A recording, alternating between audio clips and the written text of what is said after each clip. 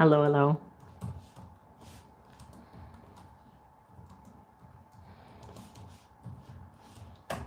Hello, hello. Did you delete that one? Trying. Can you find it? People are still on it. Hello. Oh, we gotta go to a new one on here too. Correct? Mm-hmm. How do I do that? One thing at a time. There they are. Sorry about that, folks. There was a error with the orientation. How do y'all like our new space? Got lots of work to do yet, but we're getting there. We even have some bookshelves.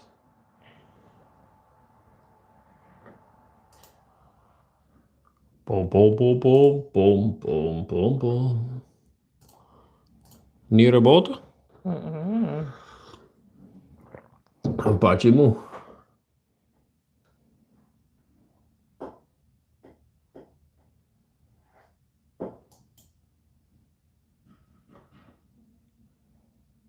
Ron from Cat Crastador wants you to get a hold of him. You can't get a hold of you on your WhatsApp. Ah, probably because I changed my number. That's what I want. Okay. How did you get a hold of me? Comments. Ah, хорошо. Egypt. Cool. Very cool. All right. Are we ready to roll now? Just about. Maybe not. Uh-oh. What did you mess up? Here we are. Now, if I go full screen, that won't work, right? No? No, because you can't see those. All right, real quick. Hello, Great North from Toronto. Good fella. Privyet, Nizhny, Vladimir. Hi, Lena. Hello, Evgeny. Hello. Hi from Samara. Laurel. Hi, guys. Nice to see you. Fly Sky. Hello, beautiful family. Ree. Good evening. Thank you for taking the time to stream. You're welcome. Morphus, greeting from Moscow. GE. Hi. The wind is wind. Lots of hearts. Yev. Hi, our Canadian fellas. Good day from Sydney. Serg, hello. Stefan, hi from Manitoba. Laurel, nice wall color, thank you. Boris, hello. Hello from Spain. Irene, hello. Dears, Yaru, London is the capital of Great Britain. Sure is. Sonia, thumbs up. J. Christ, hello. Good people from Finstrovka village. Your new space is great, thank you. Michal, hello, the interior is changing. Irina, hello from Rostov-on-Don. Good fella live from Countryside Acres Library. Max, greetings from Nizhny Novgorod. You are a very beautiful family. Flash, hello from Egypt. Where have the new Canadians' families settled down? Not too far away. They are in an apartment not very far away. And they've been helping us out here on the farm. And we're working on helping them find their own accommodations, their own housing and a little plot of land, and then more work can begin. Laura, hello. Whoa, lost a whole bunch there. Alexander, hello from Croatia. Yuri from Russia with love. Yana, warm greetings from Germany. Andre, hello from Krasnodar. Yakomira, hello. You are well done. In such a short time, you have built a house and settled into a new place. Good health to your family. Thank you very much. Paul from Manila, Philippines. Evgeny, hello. How's the new internet? Actually pretty good. When we installed it, so downstairs in the basement, we have no service, well, very little service, I think. It works good down there. Up here, it's not much better than our cell phones, actually. And the internet man told us that it would be about the same. So right now, we are running on cell phone. This isn't. No, the laptop's not, I guess, but the phone is. We're streaming from cell phone internet. Potskoya, Potoskaya. Good evening. Congratulations to Anneesa on Mother's Day. That's true. Thank you. Congratulations to all of you mothers. You have a huge job, big job, a lovely job. So congratulations to you all. A very, very important job. Mothers and fathers, but mothers are extremely crucial to set the mood of the home and set the direction of the children. It's very, very important. Dave Nicholson, I understand you immigrated to Russia for religious freedom. Are you Eastern Orthodox Christians? No, we are not Eastern Orthodox Christians, although I am increasingly getting more interested in it. I did not grow up knowing anything about it. I actually didn't know it existed until probably sometime in the last 5 years, maybe a little bit before that, because we had read a little bit about head coverings, and the Orthodox Church still does that, so I was curious about it. But I didn't really know anything about it other than that until the last number of years. Amazing. Well over 300 people hop in to say hello. So much love. Yes, thank you very much. Don't forget to hit the thumbs up. It's good for our algorithms. If you haven't done it already, it costs you nothing. Just click, and it helps us out. Amazing. Hello from Australia. We are planning to move to Russia. William, you better hurry up. The land's going to go quick. No, just kidding. There's lots of room. But there are a lot of Westerners coming. Lots of them. Nikolai, hello. Zainidin, hello from Israel. Charles, new subscriber since yesterday. Thank you very much for joining us, Charles. Don't forget to share with all your friends and family. Help us grow our wonderful family. Natalie, greetings from Zaransk. Orlov, hello, Mother's Day, or Happy Mother's Day, sorry, to Anneesa. Thank you. Speak the lies. You need to get your wife pregnant again in Russia. Well, we'll leave that up to the good Lord. Yeah. Constantine, hello, Aaron. Do you want to buy a car for Anneesa for riding to city with some kids if you want? What's the model? Yes, we would love to. Something smaller. I don't know what model. We're like an automatic. Yeah, an automatic. She doesn't like shifting. So no manual transmission, just an automatic transmission. Yeah. We don't shop for models. We don't shop for brands. We shop for price, what we can afford. And right now we can't afford another car, so we're not shopping. But down the road, yeah, something simple. I think a smaller van, even with. We talked about that, even like a Chrysler minivan or something. You know, because you can get at least 7 seats in it. Yeah, we've also talked about maybe importing a Chevy Express. That would be cool, but they cost a lot. Yeah, it costs a lot. We don't really like the van that we have. We bought it because we could afford it. It was cheap. There was no other option either, really. It's pretty hard to find a large vehicle here, so. Nick, good day from Canada, Ottawa. Good day to you. Paul, here in the Philippines, Catholic masses still do Latin. It's a common thing everywhere. Interesting. Jan Silos, in Russia, Christmas is celebrated on January 6th. And when will you celebrate? January 6th? I thought it was 7th. January 7th, yeah. Is it? I thought it was the 7th. Well, that might make sense because we came on the 7th, and I thought we came a day after Christmas. I don't remember. I thought it was the 7th, though. We are in Russia. We intend to be Russians one day. We're working at it, and so we will do things the way Russia does things. That's our plan. So if that's the 6th or the 7th, I can't remember. We better figure it out. Yes. And we can celebrate both days. Hey? Every day is the Lord's Day. Michael, congratulations on Mother's Day. Health, happiness, move into a new house as soon as possible. We'd love that would be lovely. Artyom, hello, ladies and gentlemen. Glad to see you too.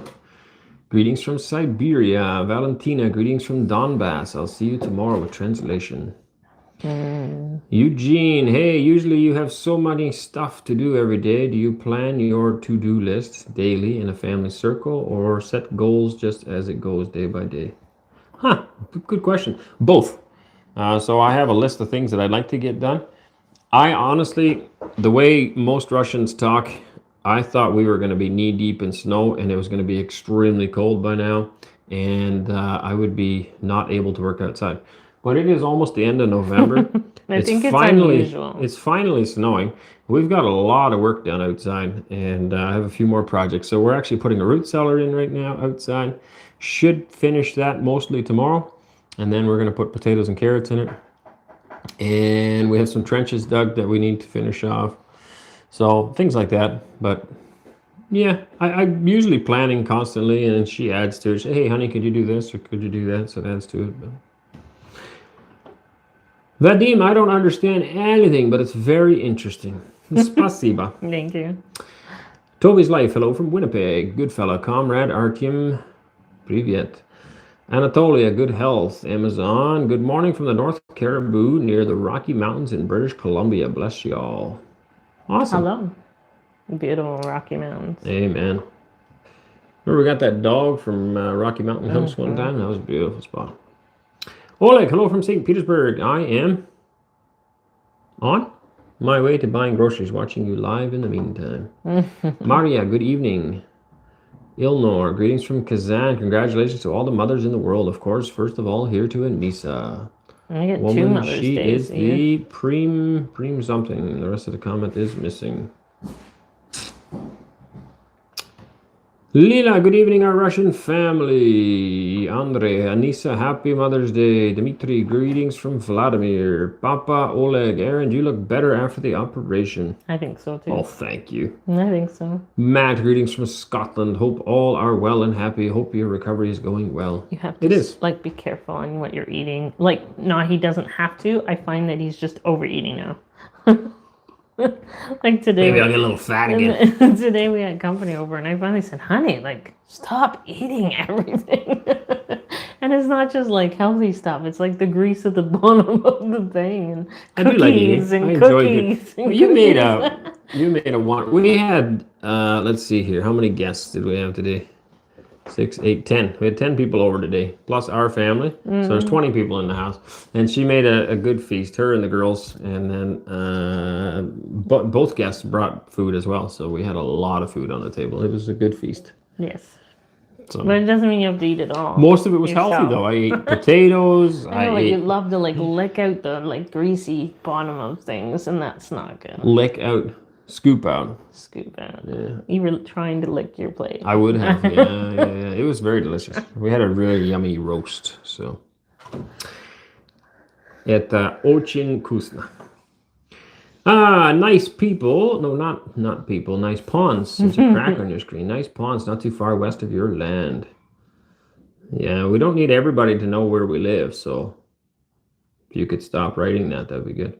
Laurel, this type of weather as it is now in Nizhny does not happen every year, but it is not unusual. We have warm Novembers every once in a while. Yeah, well, this is very similar to where we came from. I guess I gotta be careful not to bang into the mic. How's the sound, by the way? Is it better than normal or not? We were gifted these mics. We are using the mics today, yes. Let me know if you like the sound. Good evening, Aaron. What is the weather today in Nizhny Novgorod?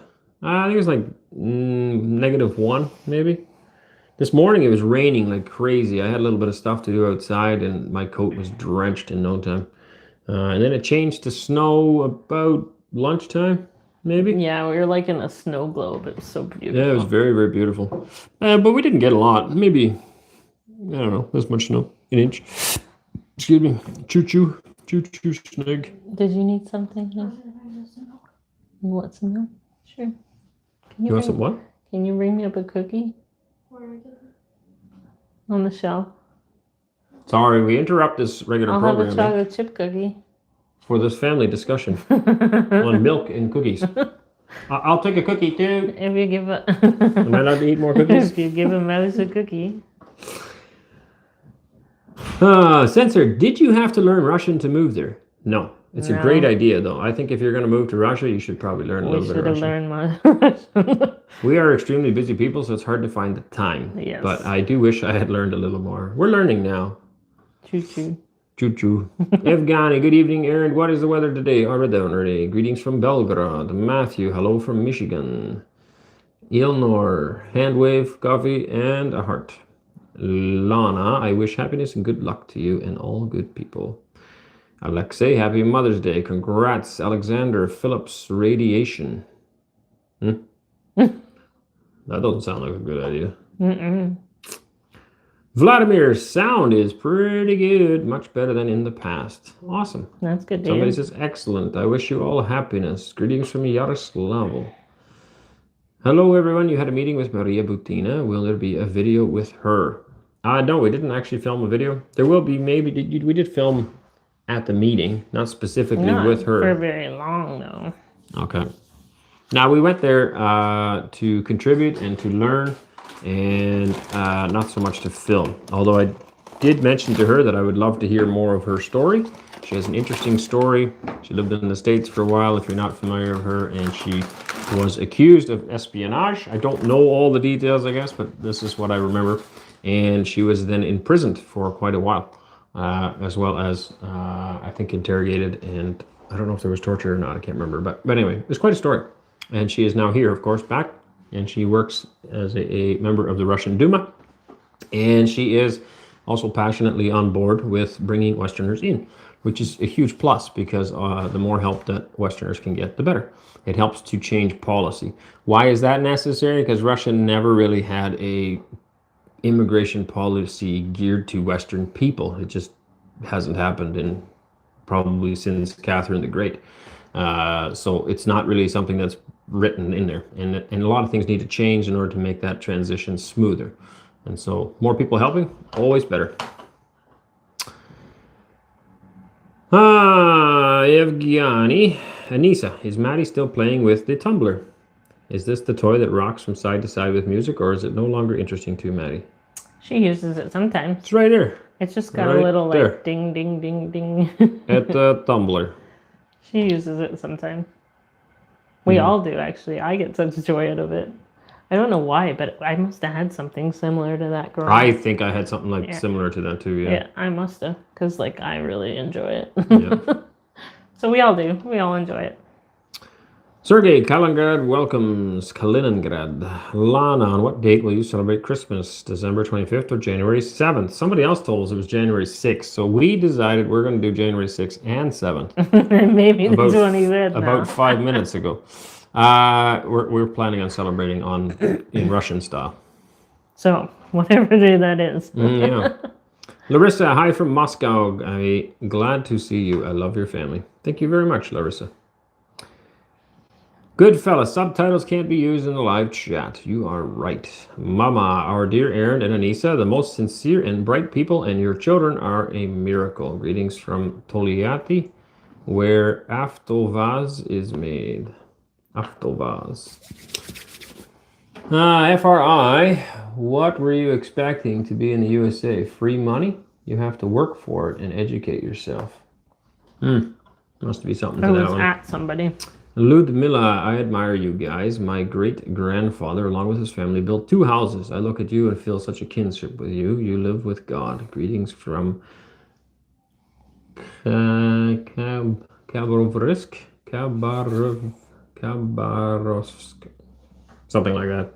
Elena, greetings from Astrakhan. Simply favorites. Ivan from Nizhny. How is the house registration process going? There's a few snags. We're working it out. No progress yet.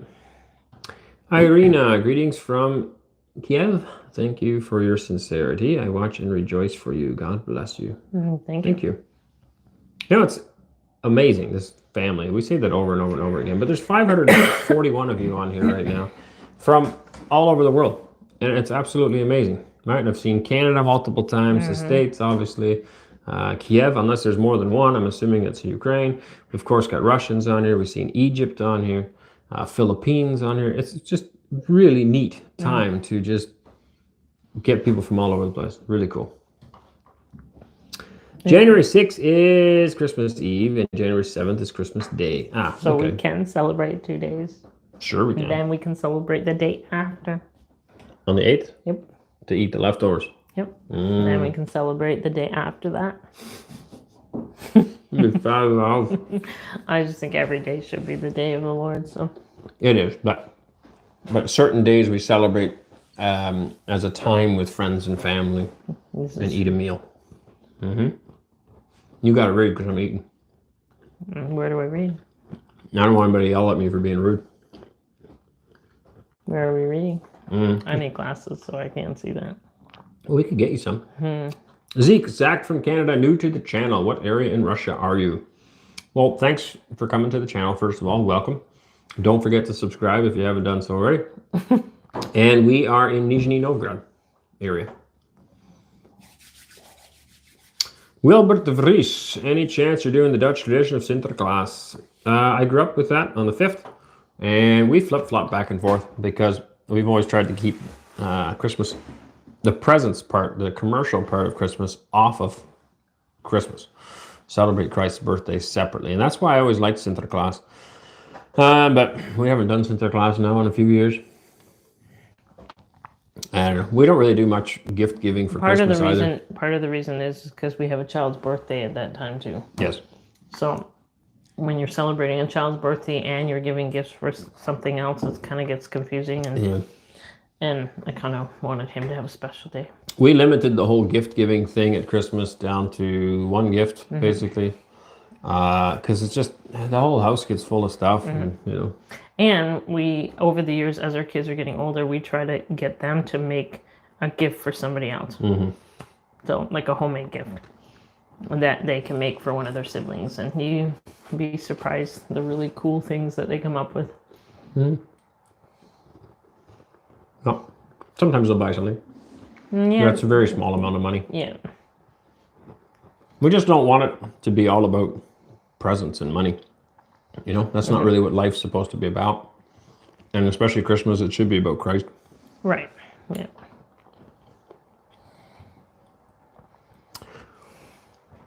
Shelled Willer, Christmas in Russia is celebrated on the 25th of December Julian calendar, which falls on the 7th January on the Gregorian calendar and commemorates the birth of Jesus Christ. Yep. Nina, do not forget to put a thumbs up. Yeah, all of you that haven't hit the thumbs up yet, come on now, give her a thumbs up. It's free. Good evening, good health to you all. From Julia. Rendage.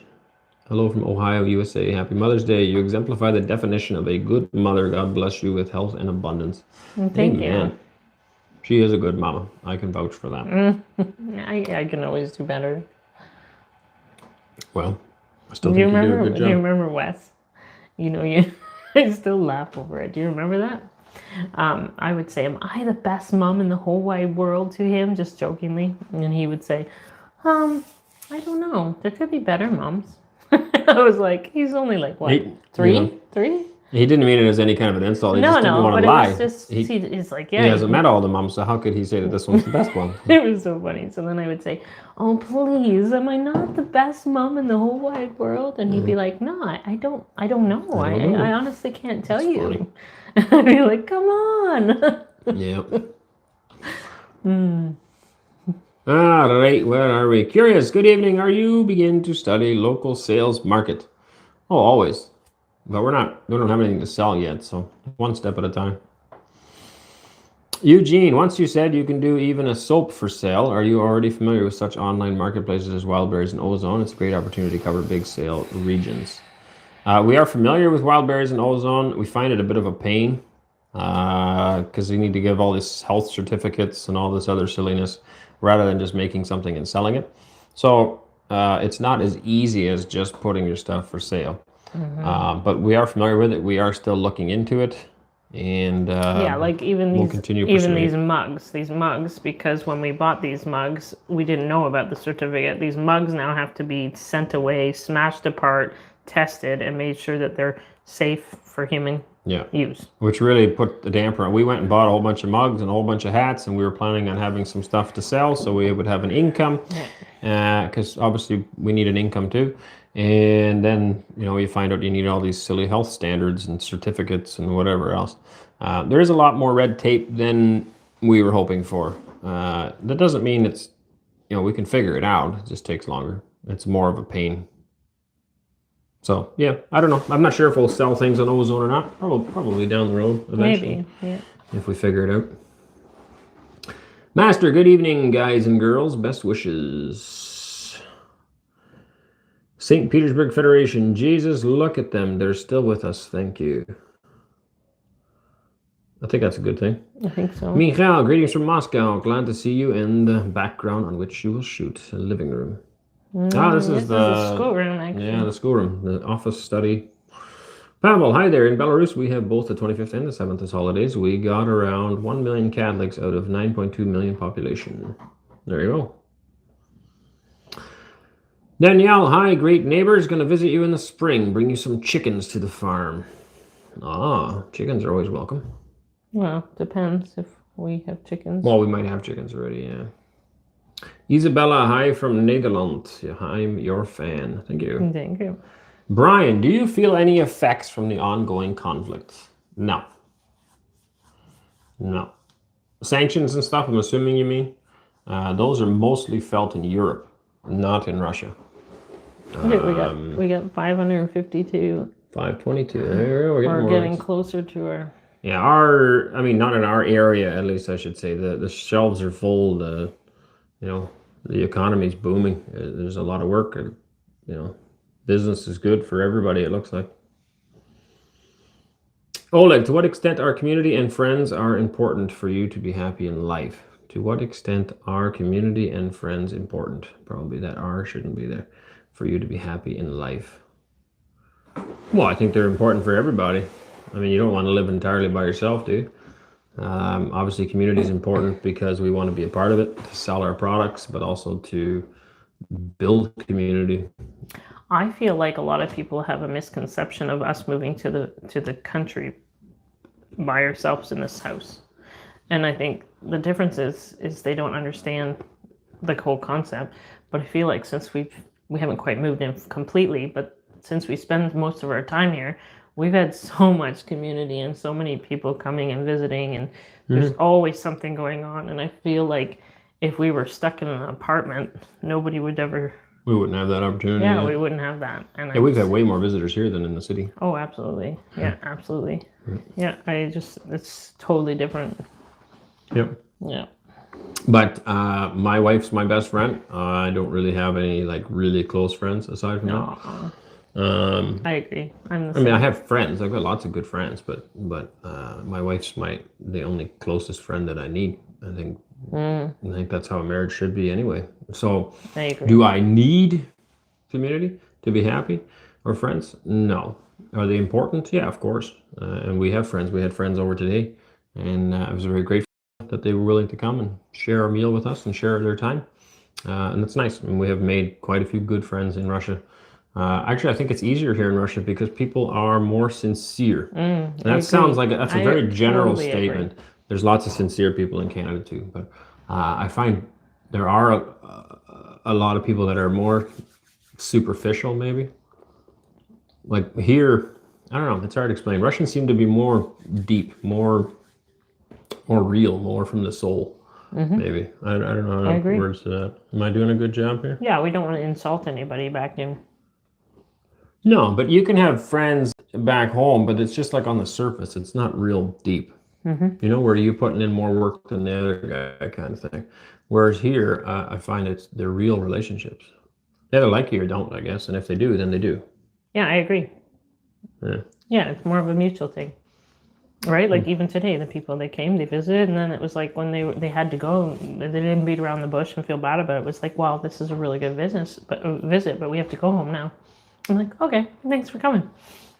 Right? Like where we would have had they would have had to make some excuse of why they had to leave, and then it becomes this fake relationship. Right? And it's like, well, if you want to go, then just go. Let's be real and let's yeah. I like it. They're just kind of bold and open. It's a wonderful country. Toyak, I think that the vast area of Russia will be settled with good and hardworking people from the West who can no longer find a place for themselves and their families in the West. Yes, I think so too. More will come. And it really depends on the growing escalation, I guess, of hostilities in the world, depending on what happens here. There seems like there's some countries that are bound and determined to drastically escalate hostilities in the next 2 months. We're hoping and praying that doesn't happen and that cooler heads prevail, that wisdom will be listened to, and future generations will be thought about. But in case it doesn't, I think that probably would also end a lot of immigration because we would find ourselves in a massive conflict. In the event that doesn't happen and the West continues to degenerate slowly, then you will see many, many, many more people coming. Because as word gets out that there is hope and there is opportunity in the world, people will come. Rustic, rent. According to our legislation, the store and the production cannot be in the same building. This is 100%. That way you won't be able to apply for the store. What store? We're not building a store. Elizabeth. Where'd we go? Varos, Anneesa, happy Mother's Day. Best wishes to your family and friends. James, love your family. watching from Newfoundland, Canada. That's one place The Newfies. Newfies are great. You get two Newfies in the same room, and if you give them a couple of beers each, you will no longer understand them. Newfoundland has like its own language, even though it's supposedly English. It's okay if you're talking with a Newfie one-on-one, but like I said, you get two of them in a room together, and you're like, what? It's hilarious. It's fun to listen to. Well, that's one place we never made it to in Canada. No, I always wanted to. I know some people from Newfoundland. Well, they're all over the place. They always tell me it's where they come from is like a rock. There's nothing to grow, and no farming and no jobs, and so they're all over Canada. Great, hardworking people, just amazing, and but funny. Tell a lot of jokes and talk very fast, faster than me. And they have their own little spin of a dialect and accent, left over from Irish or Scottish or something. But great people. Are you healed now? Still working on it. It's still sensitive. Doesn't bother me working at all, but I'm still not lifting anything heavy. Supposed to wait 6 weeks. It's been 3.5. Yeah, you have a follow-up appointment. Yeah, 3.5 weeks. I had an appointment this week with the gastrointestinologist. I think that's the word. So that was good. Everything looks good. And next week I got a follow-up appointment. Well, not for her, do I? Yeah. What's it for? The ultrasound, just to make Oh, sure. to make sure everything's good. Yeah, that's right. So they do that here, I guess, too. Follow-up ultrasound after the surgery. Yeah, apparently sure they didn't everything's care good. me. Yeah, we never heard that. We're like, well, what's that for? Well, that's, to make sure everything's healing good. And you don't have any other stones anywhere else. Right. So very thorough. Again, healthcare here, top notch. Very, very impressed. And even to see a gastrointestinologist, something like that would take months in Canada. And here, I mean, very fast. Very, very, very quick. Very efficient, very fast. Yuri, €10 super chat. Greetings from a Moldovan who lives in France and loves Russia and you. Greetings from Nice, I think they say. Nice, France. Thank you. Thank you very much. Merci beaucoup. Huh? That's French. I think Possibly. it is. I'm pretty sure that means thank you in French. We used to joke it sounds like mercy buckets. Yeah? Merci beaucoup, mercy buckets. Yeah. Just like spiconi nache is spicy nachos. That's what it sounds like to me. How he remembers things. Oh, yeah. Everybody's got a brain for something. Brian Lindsay, we are getting a little snow today in Southern Ontario. Have you had snow yet? Just a little skiff today. Our first snow was November 2nd, but it didn't stick around. Yesterday was +7. Now it's -1. Tonight it's going to be -4. And the next 2 weeks will be below 0, just like -1, -3 kind of thing. Nothing real cold. My arm is itchy. A sweater maybe. Misha, are you worried that your kids will get drafted in military when they turn of age? She is. I'm not. First of all, not kids. It's the boys. They would get their draft orders. They're not. Yeah, how do I word that? The boys that get called up, they have to do a year of military service in this country. That used to be normal all across Europe, and I think even the States had it. I don't know if Canada's ever had it or not. But when we left Holland in 1988, my oldest brother was 17, and I'm pretty sure at that point, it wasn't all males, it was only the oldest. So my brother would have had to go the following year for his service. It used to be normal, like I said. And I really don't think it's a bad idea for every military to have their men trained for war, just in case. That kind of training is good. And even if they never go to war, it's still a time just to be trained. It's in different stuff. I think it's good. Now, we do worry about the influence of the other people that they would be hanging around with, but I'm not really concerned totally. I mean, by 18, you should have done a good job raising your kids to stand strong for themselves. She's worried about them going to war. These conscripts don't go to war. These conscripts serve 1 year in the military being trained, and then they go home, and that's it. And later on down the road, if they choose to continue on with a military career, then they can. Or if some massive conflict happens and they do need to mobilize any, they would pick them from the formerly conscripted kids, the ones that have had some training. So am I worried? No. Am I concerned about it? I mean, of course I am. They're my kids. I would like them to be close by where I can help them. And if they're away for a year serving somewhere, it's kind of hard for me to help them out. But they have to stand on their own feet eventually. So I'll always be concerned for my children's well-being. As far as war, I believe it's every man's duty to stand up for his country and for his family. And so again, as a parent, of course you're going to worry. You don't want your kids to get shot or die or something. But it is duty. That's how I look at it. And I don't want to go to war either, but it would be my duty to do so, to defend my country. My lovely wife obviously thinks of it as a mother who birthed these children, raised them all their time, and did not do that so that they could get shot on some battlefield somewhere. So that's a natural concern. Do I lose sleep on it? No. It is what it is. There's nothing I can do about it. And, it is what it is. Russia also does offer alternative service for those of people who do not wish to serve in the military in that capacity. They can choose 2 years service in civilian roles. So there is options. It's good cookie. Yeah, it is. Putin is the president of peace. Amen. I agree with that. He is a generational man who thinks long term and is doing everything he can to avoid escalation. And I think that's very clear to see. 80 folks, I watched your channel for a few months. Sorry if I missed, but what part of religion are you? What part? I wonder if that's translated, maybe. It doesn't make a whole lot of sense, but we are Christians. Red Mila, you're the only ones eating during the live. Well, we used to do our lives, it was like popcorn or chips and coffee, and people could join us and eat whatever they wanted. And actually, a lot of people would share what they're eating while they're watching us. And so go ahead, grab yourself some cookies. We will not be offended. And if you want to type on the screen what you're eating right now, give her. If you came to our house, we would probably feed you and eat with you too. Amen. Canadians are polite and warm on the outside, but are very reserved and cold on the inside. Russians are blunt and appear cold on the outside, but are very honest and warm on the inside. I agree. I think so. Yep. I think that's why I get along with them so well. Yeah? Because you're cold on the outside? I think so. Miserable old woman. No, I can be blunt. Yeah. Like if something bothers me, I'll just tell you. And I think that's why in the past I've lost a lot of friends, because it's like they obviously couldn't stand the heat. They didn't like it.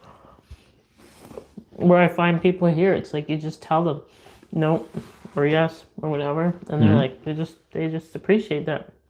Tim Hortons coffee. Homemade muffins with fruit.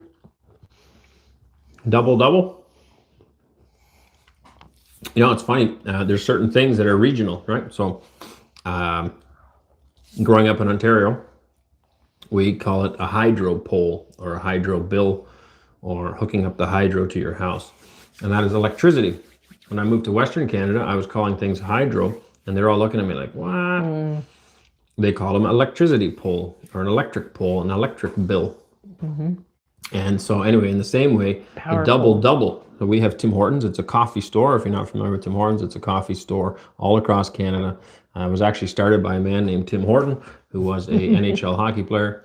Anyway, I went down to the States and I rolled through a McDonald's and I asked for a double. And they're looking at me like, a what? It's like a double. I'm sorry, I don't think we have that. I'm like, sure you do. You sell coffee, right? She's like, yeah. Okay, so I want a double. Anyway, I had to explain. It's 2 cream, 2 sugar. That's all it means. It's double. And some people order a triple, 3 creams, 3 sugar. So anyway. Somebody's just said that they're having a cold slice of pizza. Pizza. Hey, look at all these people are eating. There you go. Sunflower seeds. It's lunchtime here. About to dine on turnip greens. There you go. Hola, amigos. Your history is inspiration. Хорошо. Everybody's eating. What's that noise? Somebody's mixing something downstairs. Um, I got a new one of those handheld mixer things, and Cora just thinks it's like the best thing ever. Greatest thing since sliced bread. Russia is a nation with Christian values. Amen. Yeah. So it's not necessarily a Christian nation, but it's got traditional values, and those traditional values come from Christianity. And I think people, it's a misconception there. If you're coming here thinking everybody's Christian, that's not necessarily the case, but they act like Christians, which is really cool. Pavel, I don't understand why my posts are not visible. I don't either. That one's perfectly visible. I can read it, no problem. Alexei, everything is visible. Pavel, I can see you normally. I agree with those guys. I can see it too. John, absolutely, for faith and family. Reynold, Trump will change for God will. That doesn't really make sense, does it? I'm assuming you're thinking that the West will change because of Trump. I hope so, but it's not guaranteed. There's a lot of people against him. AD, folks, I watch your channel for a few months. Sorry if I missed. What part of religion are you? Christians. I think we're backwards somewhere. What's this? It's a 2-month membership. Oh, wow. Thank you very much, Amanda. I didn't even know that was possible. Do either of you have medical/nursing training? She does. She is a, what do you call it, a licensed PSW or a, whatever, personal support worker. So she used to work with elderly people. Yeah, I was one step below a nurse. Bathing them, cleaning them, helping them, wrapping them, bandaging them, whatever. You've also been trained for CPR. And then, see, this is a misconception too. People think you need to go to school for a lot of training. She's also self-trained herself. Mm-hmm. I don't know if that's English either. On medicines and how to look after things and diagnose. She's, we've got a stethoscope to look after our kids and the ear thing to look in the ears. And we don't run to the doctor when you need something. You figure out as much as possible at home first. Also, what do you call it? The natural medicines. Homeopathic medicines. She's done courses on that. So I would say she is a trained nurse, yes. Yeah, but not in I haven't gone to university and stuff. There's no need for that. I get interested in topics and different things, and I go and I study. Yeah. And that's what we encourage our children to do too as they grow. Yakomiro. How far do you know your family tree? Do you know who your great-grandfather was? Yes, I do.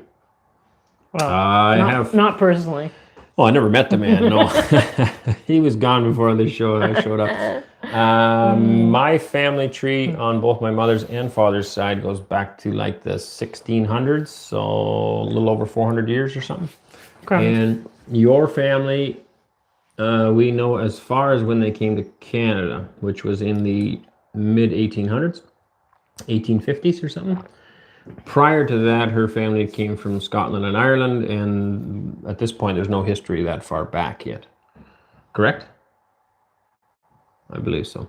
I don't know. You know more about my family history than me because I'm just not interested. I'm interested in history. It's kind of fun. Yeah, that's just not my thing. I was saying that the other day. It was I have to learn some history, like Russian history, and I'm like, I don't even know Canadian history. It's just not my thing. So it's I have to now learn about Russian history, and I'm I don't know. It's not my it's not my interest at all. I know more history now since I married you. Mm-hmm. So you need to learn what's on the test, and you need to learn the history, so then you can just talk about it all the time. By saying story, you probably meant shop. Mm-hmm. Yes, we have shop. I think in Russian it would be masterskaya. That's right. So I have to now say from now on, instead of saying a shop. So in Canada, when you have a shop on the farm, you're building a shop. That's a masterskaya.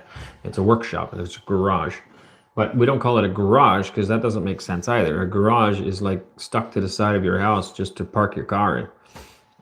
It's not what I'm building. I'm building a shop. It's a workshop. So a masterskaya is what we're building. How did you two meet? A community barbecue. Actually, I bought a farm 4 or 5 farms over. If you're not familiar with that, in Canada, there's a farm on every 100 or 200 acres, which is about 50 hectares, 50 to 80 hectares. There's a farm, all the way up and down the road, both sides of the road. So you have many neighbors. We all live in the countryside. We don't have villages like these. We don't live in the city. We would have a house, a barn, you know. Every farmer everything. has somewhere between 40 and 80 hectares, typically, with a house, a barn, a workshop, masтерская, multiple barns, perhaps, places to park their tractors and equipment. And so her parents, and then my new farm that I had bought was about 5 farms down the road. And so there was a community picnic, and that's where we met. Laurel, Russia doesn't tell the truth to its recruits. It's nice to believe he would give you a year of training and let you choose to have a non-combat role if you prefer, but that's not what happens in real. Well, I don't like to argue with you, but that is what happens, because I know a lot of people who have taken alternative service because they feel that they cannot, in good conscience, fight or carry weapons. And so they, instead of 1 year in military service, they serve 2 years in different spots, like a hospital maybe, or I don't know, somewhere. They have to leave home. They are not allowed to go home. They still have to leave, just like all the other young men. But they go and serve in a different capacity that is not military. And I know that is true for a fact. How far do you know? Do you know the time? Brian, I would like, I forget what it said. I lost it. Evgeny, Arend, that's the point, that Russian men often have a workshop in their garage. Oh, yes, well, Canadian men do too, but that's not the same kind of garage. So people in town would have a garage stuck to their house, but that's very, very small. You can't fit a tractor in there. Like on the farm, people have a shop big enough to park a tractor, maybe 4 or 5 tractors. I just seen a friend of mine in Saskatchewan is working at a cash cropper farmer, grain farmer, and that shop has 2 very large combines parked in it and a tractor, and there's still lots more room. Like they're huge workshops. And this is normal for, depending on the size of the farm, it's very, very normal. Our shop here, our masтерskaya, will be 12 meters, meter, I keep thinking in Russian now, 12 meters by 12 meters, roughly 40 feet by 40 feet, which would be considered a small workshop. But it's big enough for us at this point. Ibrahim, Andrew is spamming the chat. Can someone remove him? Need to sneeze. Excuse me. Ental, smiley faces. Pearl Harbor, cool. I just right click on Andrew and click block. What will I do? Huh? Alberto, what can you say about inflation in Russia? I can't say a whole lot. I do think things cost a bit more now than when we got here, but they're still way cheaper than they were. Now, wages are also coming up. So it'll be a while before everybody sees that, but real wages are rising, and that's good. I think they're too low for a lot of people. I question how people can live as low as they are. The official statistics of what people earn in Russia, I don't think is accurate, because there's too many BMWs and Audis driving around. There's too many people that have money, and too many people walking around the shopping malls spending money for that average wage to actually be true. Because if that's the average, those people driving Audis are obviously making a lot more, and the people that there has to be the opposite end of that average, and those people would be starving to death. And I don't see any starving people. So yeah, I don't know. But either way, I want the wages to come up higher. I think it will be good. And that then in turn helps the entire economy out. Within reason, I guess. $5 Canadian super chat from Bear Lamb. Thank you very much. Father's blessings to you all from Winnipeg. I hope you're doing well. We are. We are doing great. Life is great. Actually, it's shockingly great. I couldn't have imagined this 5 years ago. That we would be sitting here in a new home in Russia. I sometimes forget. Talking to you, having 700 people on a live. I would have never dreamed that 5 years ago, for sure. Yep. Yeah, I still stand by that. Until somebody opens their mouth to me, I forget that I'm not in Canada. Like, it looks so much like Canada. Yep. Do you know how to play chess? And your children. Yes, we actually just learned. So I'm not an expert on it. We picked up a chess game in Georgia before coming here. We started learning a little bit about it. And then the children learned to play chess from other Russian children. And so we do play. I'm not an expert, but I enjoy it. As a child, I always wanted to learn, but nobody ever taught me. My dad played chess with some of my other siblings, but I never got the opportunity to learn, unfortunately. So, yeah. Luchik, it would be great if another Canadian family will settle somewhere near you, so you will create a Canadian community. That's good and bad. We're worried about these people creating communities. The important thing for all of us immigrants is to integrate into society. And so if you gather too many people around you, it can create a tendency to stand on its own and not integrate properly. So our plan is to continue to integrate, and that is what we would like to do. But it is definitely very helpful because it makes working, thinking, processing, it makes a lot of things a lot simpler when you can understand the language. And I've often said that any people that come to work for us, at least for first little while in positions, I would like people that can think Canadian or think English so that they can truly understand what I want done. The people that work under them can speak any language, it doesn't matter. But people that need to delegate the jobs need to be able to understand and think in English, for sure. And it is different. Just because you speak English doesn't mean you can think like us. There is, I have noticed that Westerners do think differently than many Russians. Whoops, what happened, man?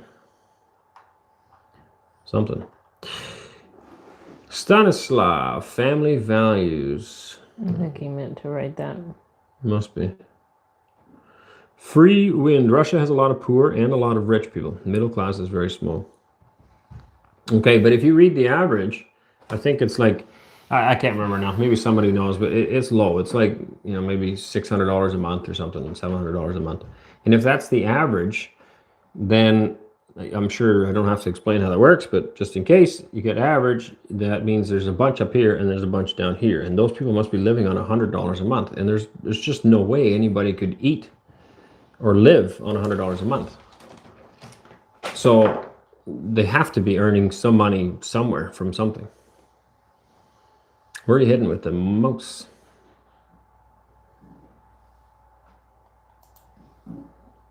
Carry on. Well, I can't because you just blocked my screen. Sorry.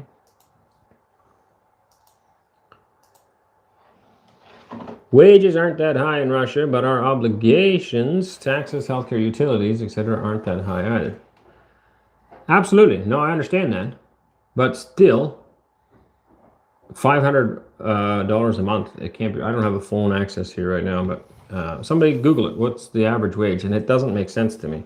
Now, I had a lot of people tell me that there's extra income. People have unreported income. That's how they survive as well. They may have an apartment that they rent out or something like that. But not everybody would have that. No. Somebody else recently told me that the vehicles weren't as expensive before sanctions. Right. Yeah, they've gone up. So that makes a lot of sense. But an Audi's still an Audi. It still costs a lot.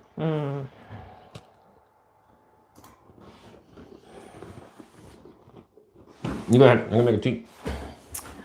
We got a super chat for $20 from Alexander. Some small support from the get to know family. Stay strong, guys. We love you. Thank you. Thank you so much for that.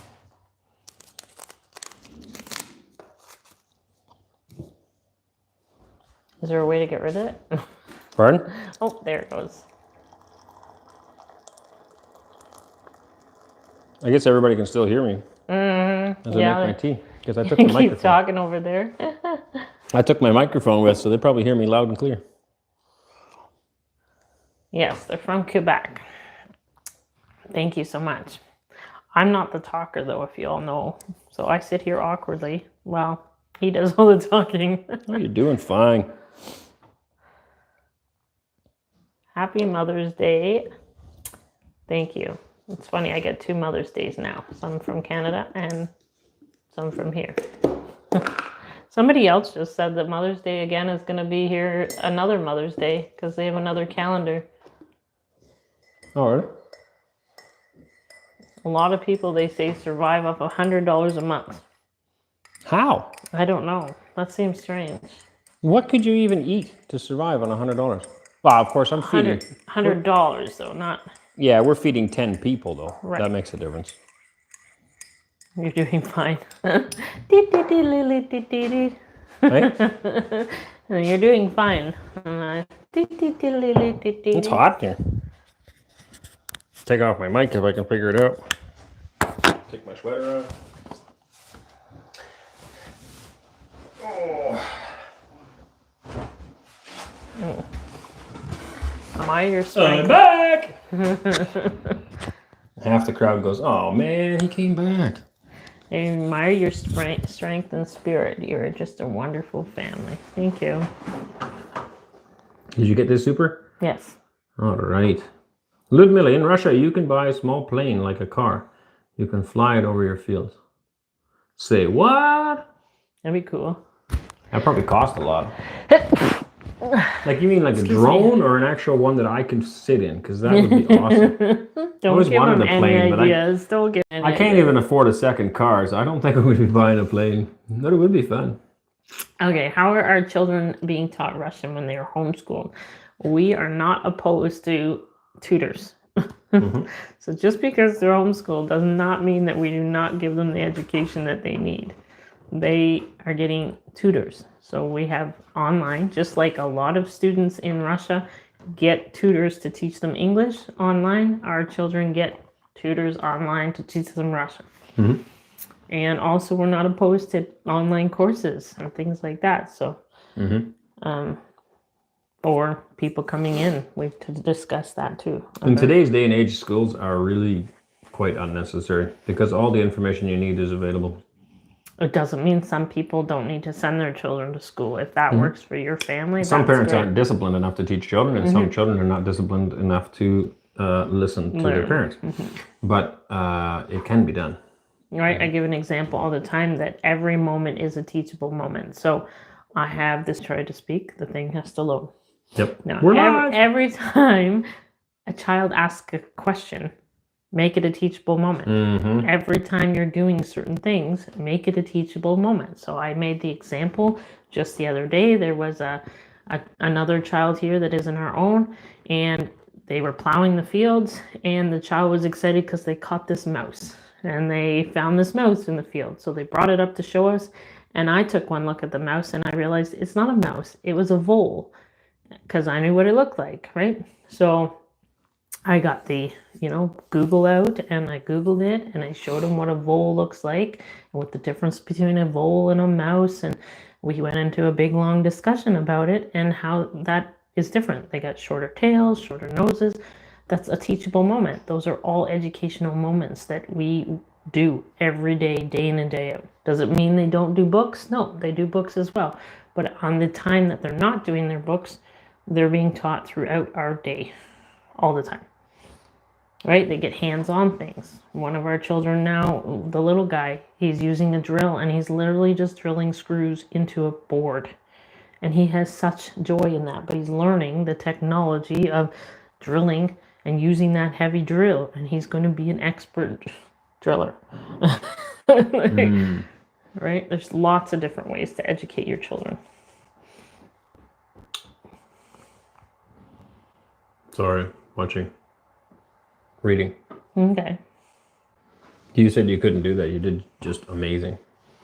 Talking. It depends on the topic. True. If you're, yeah, that's true. Is it true? No, there was another one here I wanted to read. Are you worried about Russians' increased isolation from many of the major economies of the world? No, because that's ridiculous. So we are isolated from Canada, Russia, Europe.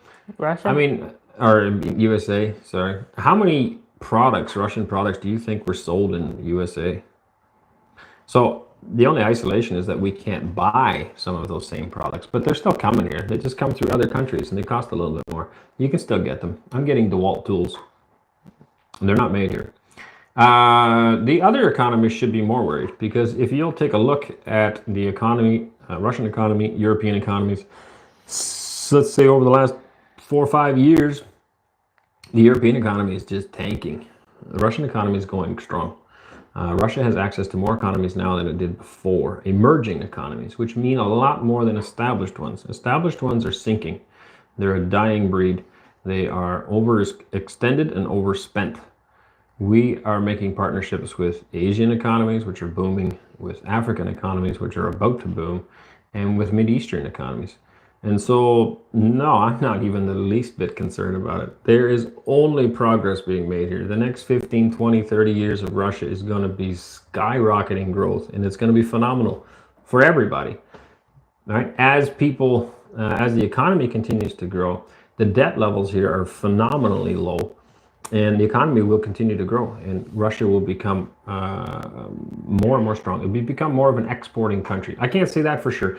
There's the potential for Russia to become an export country, because now that certain things are cut off, it creates job opportunities here, business opportunities. Factories can now start producing stuff that they can't buy. Right? So planes is one thing. So Boeing and what's the other big one? Airbus or... they used to have a bigger market share in Russia. They now don't because they cut themselves off. What did that do? The homegrown airplanes here in Russia are now jumping. They are creating more, which also means that these other emerging economies can now purchase Russian airlines instead of Boeing and the other one, Airbus. Yeah, so long term, it'll be the other way around. Long term, it's going to be great for the Russian economy. And that all creates jobs because those things are all built here. No, not even slightly worried about it. Is it true that I have heard Russia is going to do a television show in your home with cameras to show people how immigrants live? There was a television show planned. We did a pilot program for it, and we have not heard about it since. Not much, anyway. We've also decided that we're not super interested because it will be very intrusive. They were going to try to make it as minimally intrusive as possible. They would come once every 2 weeks, and they would film 3 or 4 episodes at a time, and then they would leave again. So the idea was that we would only lose 1 day every 2 weeks. That could be possible, and they were going to pay us, obviously, for it, and that would give us an income, which is why we were interested. But now, I don't know. I think it would be a real hassle. But at this point, there's nothing planned. Somebody says, do you have a map of the world of Russia on your wall? No, but I would like one. We would like one, yes. Yeah, I would love one. We actually had a big map of Russia. No, we had a big map of the world in our last place, and it's very useful for geography class. So anytime we're doing like a history lesson or even a Bible lesson, I could take the kids all to the map and I could show them here, there. It didn't fit in the suitcases. So the last, twice yesterday, and then also a day or two before that, I was like, man, I wish I had a map here right now because I was explaining things to the children, and it's very hard to do without a world map. So I will be looking for one, yes. Yeah, I would like a world map, and I also would like a Russian map. Yes. Preferably in English and Russian. That's fine. It is not typical to pronounce the letter R. It looks like this fake farmer is actually a KGB agent. Oh my. I'm assuming I'm the fake farmer, maybe. I'll just click on the KGB doesn't exist. We have FSB now, and I'm not sure what it is typical to pronounce the letter R. Because I can roll it, maybe? As a Dutchman, we are born knowing how to do that. Pretty much. What do you do with it? Right there.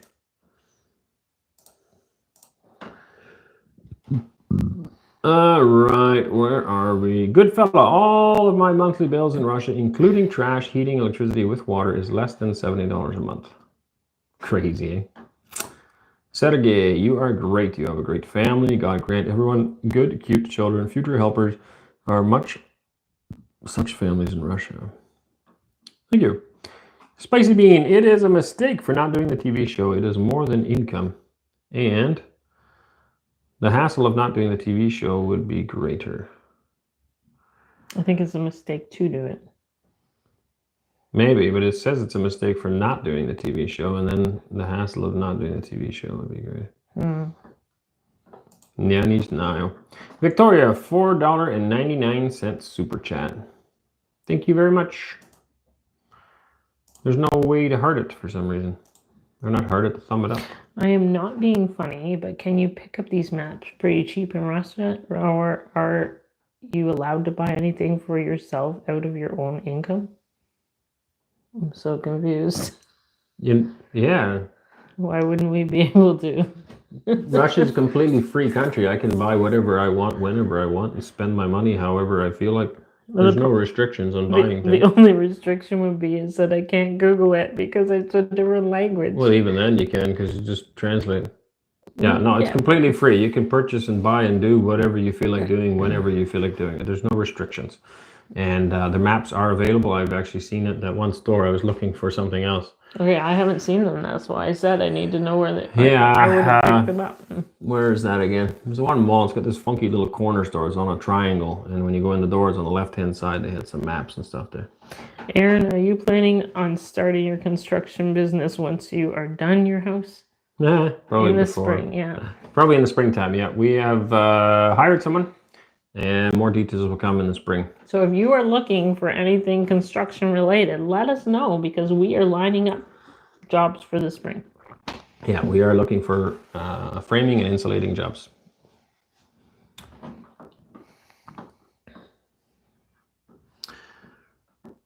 Oh, wait. Another member, welcome to Fox RP. Thank you. Why does it tell me to buy member? Oh, because I'm on this thing. Okay. Thank you very much. The bear, did you get all the other ones? This Bear Lamb? Yeah, I think I heard it that one, didn't I? Oh, no. $5 Canadian from Bear Lamb. Do you belong to the Mennonite community and do you have descendants from Russia? No and no. We would have similarities in our thoughts to some Mennonite teachings, but not all. But I mean, then again, which Christian church doesn't have similarities, I guess? So we would have a lot of similarities to Orthodox as well. But we just don't, we're not part of any denomination. And no, we do not have descendants from Russia. My family is from the Netherlands, and her family would be originally from Ireland and Scotland. England. What is in the box on your shelf, please? This thing over here is the chess play box. Which box? How can you tell there's a box? Oh, that, yeah. Yeah. These are all books. And this is a book from the Piano theater. Piano theater. P. Walker. A good example of the problem in the West is when I had to see a doctor in India. It cost me 95 rupees, the cost of a Coke, and that included the medication. In Canada, it's a minimum $65 charge to government. So we actually know some Mennonites. We have friends among them, and they do not accept any help from the government. No finance, no money, no nothing. And so they pay for their own health care as well. And one trip to the emergency room will cost you $350 in Canada, at least in Ontario. $350. You haven't even seen the doctor yet for that. So very, very expensive. Do you have homesick? After 1 year staying abroad, many people have homesick. Nope. I wouldn't say I do. Some, not homesick. Like I miss some things that are simpler. Some things are easier, I find, in Canada. Some things are harder. But certain things are simpler, like selling a cup. I don't have to have some silly health certificate in order to sell a cup in Canada. I can just sell the cup. Right. And here, some things are over-regulated, which makes, it takes some of the fun out of doing business. The driving thing, like the police checks. So you don't have policemen that pull you over for speeding, but there's police checks everywhere. They just, this week they're pulling over all the vans. Next week they're pulling over all the cars. Next week they're pulling over all the trucks. And that just gets annoying. I just miss just driving and not getting pulled over. And it's never done anything wrong. They just ask for your paperwork, make sure that everything's in order, and then, they usually give you a smile and a wave, and away you go. The one guy stood there for a while and chatted on the side of the road. And we shook hands and everything. It was nice, super. Right. But it's still it's just different. Like Fried said the other day, there's nothing really wrong. It's just different. Things are different here. Yeah. And if you didn't see that video, that's on our Countryside Corner page. We have a video of the new Canadian family that's here. Go check it out. Countryside Corners. Yep. Corner. Finding products, certain kinds of stores, things like that, just simpler where you know where to find stuff. None of that is homesickness, though. No, not homesick. No. No, I don't find. Like, when we moved around in Canada, I always had a nagging sensation in my belly that I was, like, homesick. And I'm like, oh, I wish I could go home and, just have it. I don't find that this time. Nope. I find it a lot easier with technology now, though. Like, when we started moving across Canada, there was less options to communicate with family and friends back home. Like, well, we didn't even have a smartphone when we first moved. Right. So now it's like you can just text or send a picture or pick up the phone, or there's so many ways to communicate to family, and it makes us so much easier. Yep. AFB Management. Know you are very busy, but have you thought about writing a book to share more details of all your knowledge and experiences? Your family sets an excellent example. Many people have suggested that. I would not know where to begin, and neither would Anneesa. And I think Anneesa has amazing story as well, and I think it would make a great book, but we wouldn't know where to begin. No. I don't know how to write a book. I mean, I can write, obviously, but the difference between writing and a good writer. Yes. I've picked up a lot of books that are just terrible, and I can't stand, and you just forget it. I can't even get into it. And other books you can't put down, and I would rather write a good book, and I'm not sure how to do that, so... And I'm way too busy. Maybe we have to hire somebody to write a book for us. I wish Nizhny Novgorod residents snow cover. Slush is already tired. Slush! So we still have mud. We haven't even got the slush yet. It's just mud. All but one, the Orthodoxy, which has preserved the original teachings of Jesus' church. Must be some missing to that too. Cornell or Cremona Primrose. Have you folks found a good chiropractor in Russia? It would greatly help your back, shoulders, or your spine. So actually, to my shoulder, so we went to the neurologist, a different neurologist. I didn't really like the first guy I talked to. He had a lot of just silly, dumb questions. I was really getting annoyed, and it's like, just get to the point. And he wasn't really answering anything. This neurologist, super, really, really appreciated her and a good opinion. So my neck, nothing wrong with my brain or anything like that. The neck pain that I'm having. I don't know about that. Well, okay. There might be. No, she confirmed I had a brain. I even asked her, you sure there's one in there? And she said I did. Yeah, there's one in there. So the neck troubles, we're going to investigate more, but there's nothing neurologic related. The shoulder, she said, I need to get that looked at because there is indeed a fracture there that may need to be repaired. And not even just a fracture. It's like almost like his socket might be slightly not where it belongs. Because of the fracture. Yeah, because of the fracture. So all summer long, I've been working with this gallbladder that's been just like not working, bad shape, a fractured shoulder, and a sore neck. So we're going to get things figured out. Gallbladder's gone. I feel a lot better. Shoulder pain, that particular pain is still there. And so we're going to go after that next. Back pain, I think I need a better bed. I think we need to get a bed. No one from the government helped them with money. I'm guessing we're talking about us again. No, that would be cool, but no. No, we have to work on savings. And so I'm really looking forward to next year, hopefully, being at the place where we can start producing money. We also have a second family to think about now and trying to support them in their hopes of integrating into Russia. And then come spring, we'll have another family. So, yeah, we need to earn income in order to support all these different people and all their children. Eva Wind, Arend and Anneesa, what would be your advice to those looking to move to Russia but not speaking Russian? Do you have any ideas on how to help those people before they cross the border? Pimsleur. Learn the language. Yeah, Pimsleur's been great. And there was something else that I'm studying too, but Pimsleur. We should start sharing a link to that maybe. A friend of mine here, Michael, I guess, here in Nizhny Novgorod shared that with me. I actually just met him. Did I tell you that? Did you see him again? Yeah, he came out. Where was I? I was moving the van. I was with Ariana and Ainsley on Saturday and at OBI. And as I was moving the van, this guy came up to me like, hey, he looks familiar. I haven't seen him since probably 8 months ago, maybe more. But he looked familiar, and then he said his name, and I was like, I remember him. Yeah, he gave me the Pimsleur. the first time. So Yeah, so that was like one of the best things because like it's taught us little simple things. Phrases. Yunny Yeah. punny mile, and then yunny punny mile paruski. No, That was the best sentence I've ever learned. Yes, learn that sentence. It says I don't understand, and I don't understand Russian. Mindset. Get your mindset right. Don't come here to try to change things. Come here because it's already good, and be ready to just adapt and change. But learn the language. And if you're coming with a bit of money, a bit of savings, then it's not as urgent. But if you're not coming with much, then you're going to need a job. And if you need a job, you need to learn Russian because people probably will not hire you. Very few places will hire you if you don't speak Russian. That will make a big difference, right? So, you have to just keep that in mind. Other than that, most of your stuff is replaceable. So again, get it in the mindset, just sell your stuff and come with some suitcases. I think that's the simplest thing you can do. Legislation is changing. So be in touch with those who write the legislations or those who are able to assist you.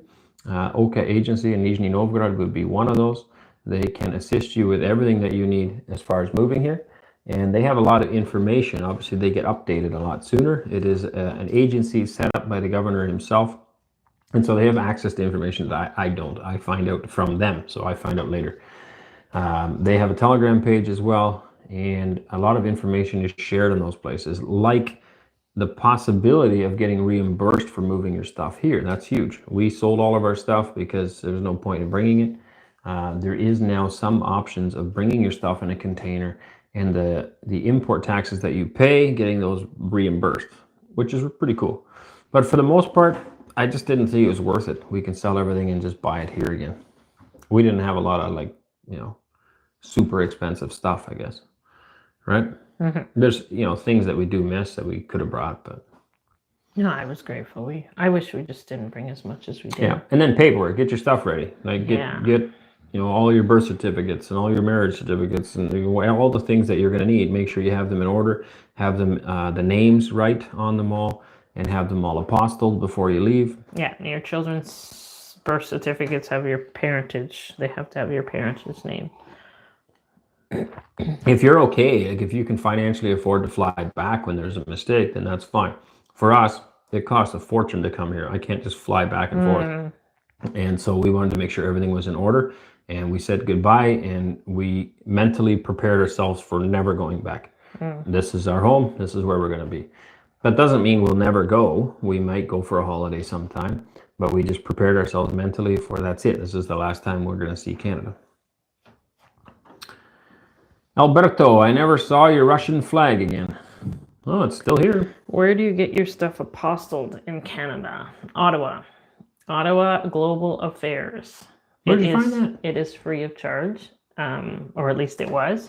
But I would start now because it takes like a long time. It used to be only like 15 days guaranteed. They'd have it to you in 15 days.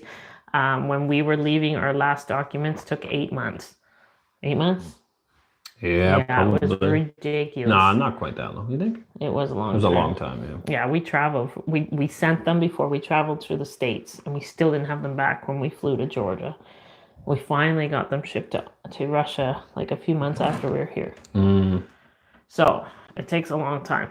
Global Affairs, I was just recently told that you can do it in other provinces. I think Saskatchewan can do it as well if you live there. Yeah, apparently. But I know Global Affairs Ottawa is where you have to. Only some provinces have exceptions for where they can do theirs or something. Right.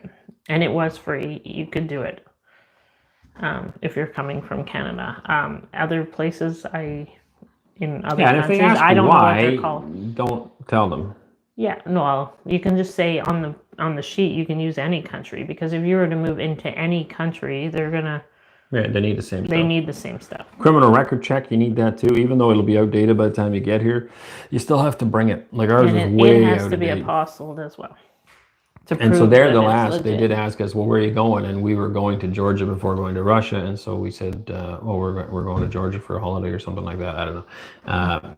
No, we just said we were going to Georgia. But I'm sure if you said Russia, there may be more questions. Yeah. The UK family that came, they just told them we're moving to Russia. And they're like, oh, really? And they had a good conversation about it. And everything was fine.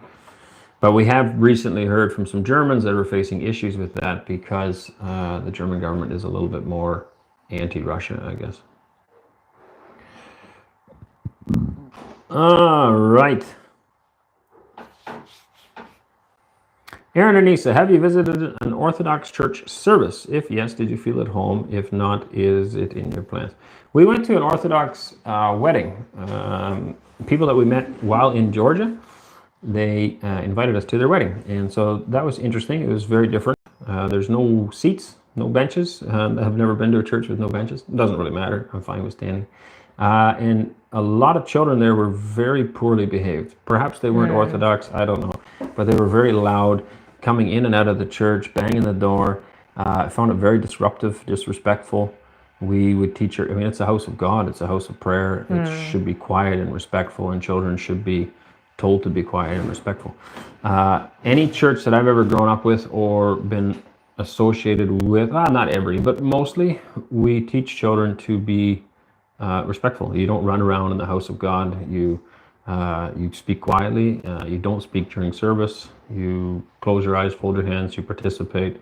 All those things. So that was the only experience that we ever had, and unfortunately, it wasn't the greatest experience. That's not a reflection on all Orthodox churches. We've never been to Russian Orthodox. I've never been to a Russian Orthodox church. That was in Georgia, like we said. Right.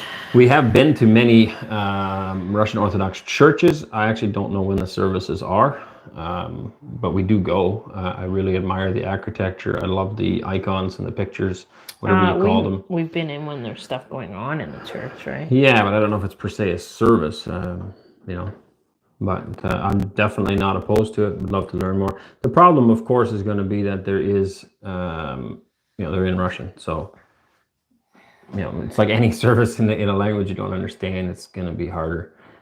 If you go to Yaroslavl, I'm pretty sure that Father Gleason does his services in English, and that would be more beneficial, of course, to us. Yeah, what I was going to say, that a wedding service is different, and Georgians are not Russians either. No, and I wondered, I was worried when you said that we seen one in Georgia. I am actually part of a Telegram group started by Joseph Gleason. It's called Ask an Orthodox Priest or something like that. Anyway, and there's a lot of interesting questions, and people have brought that up in the questions about, what do we do when there's other people in the church who do not have well-behaved children? And so that question came up, and some people obviously are like me and think children should be respectful and quiet in church, and people shouldn't be coming in and out. Like, why did you come? If you can't sit still, then stay home. Some people came to church to worship God, and they should be allowed to do so quietly and respectfully.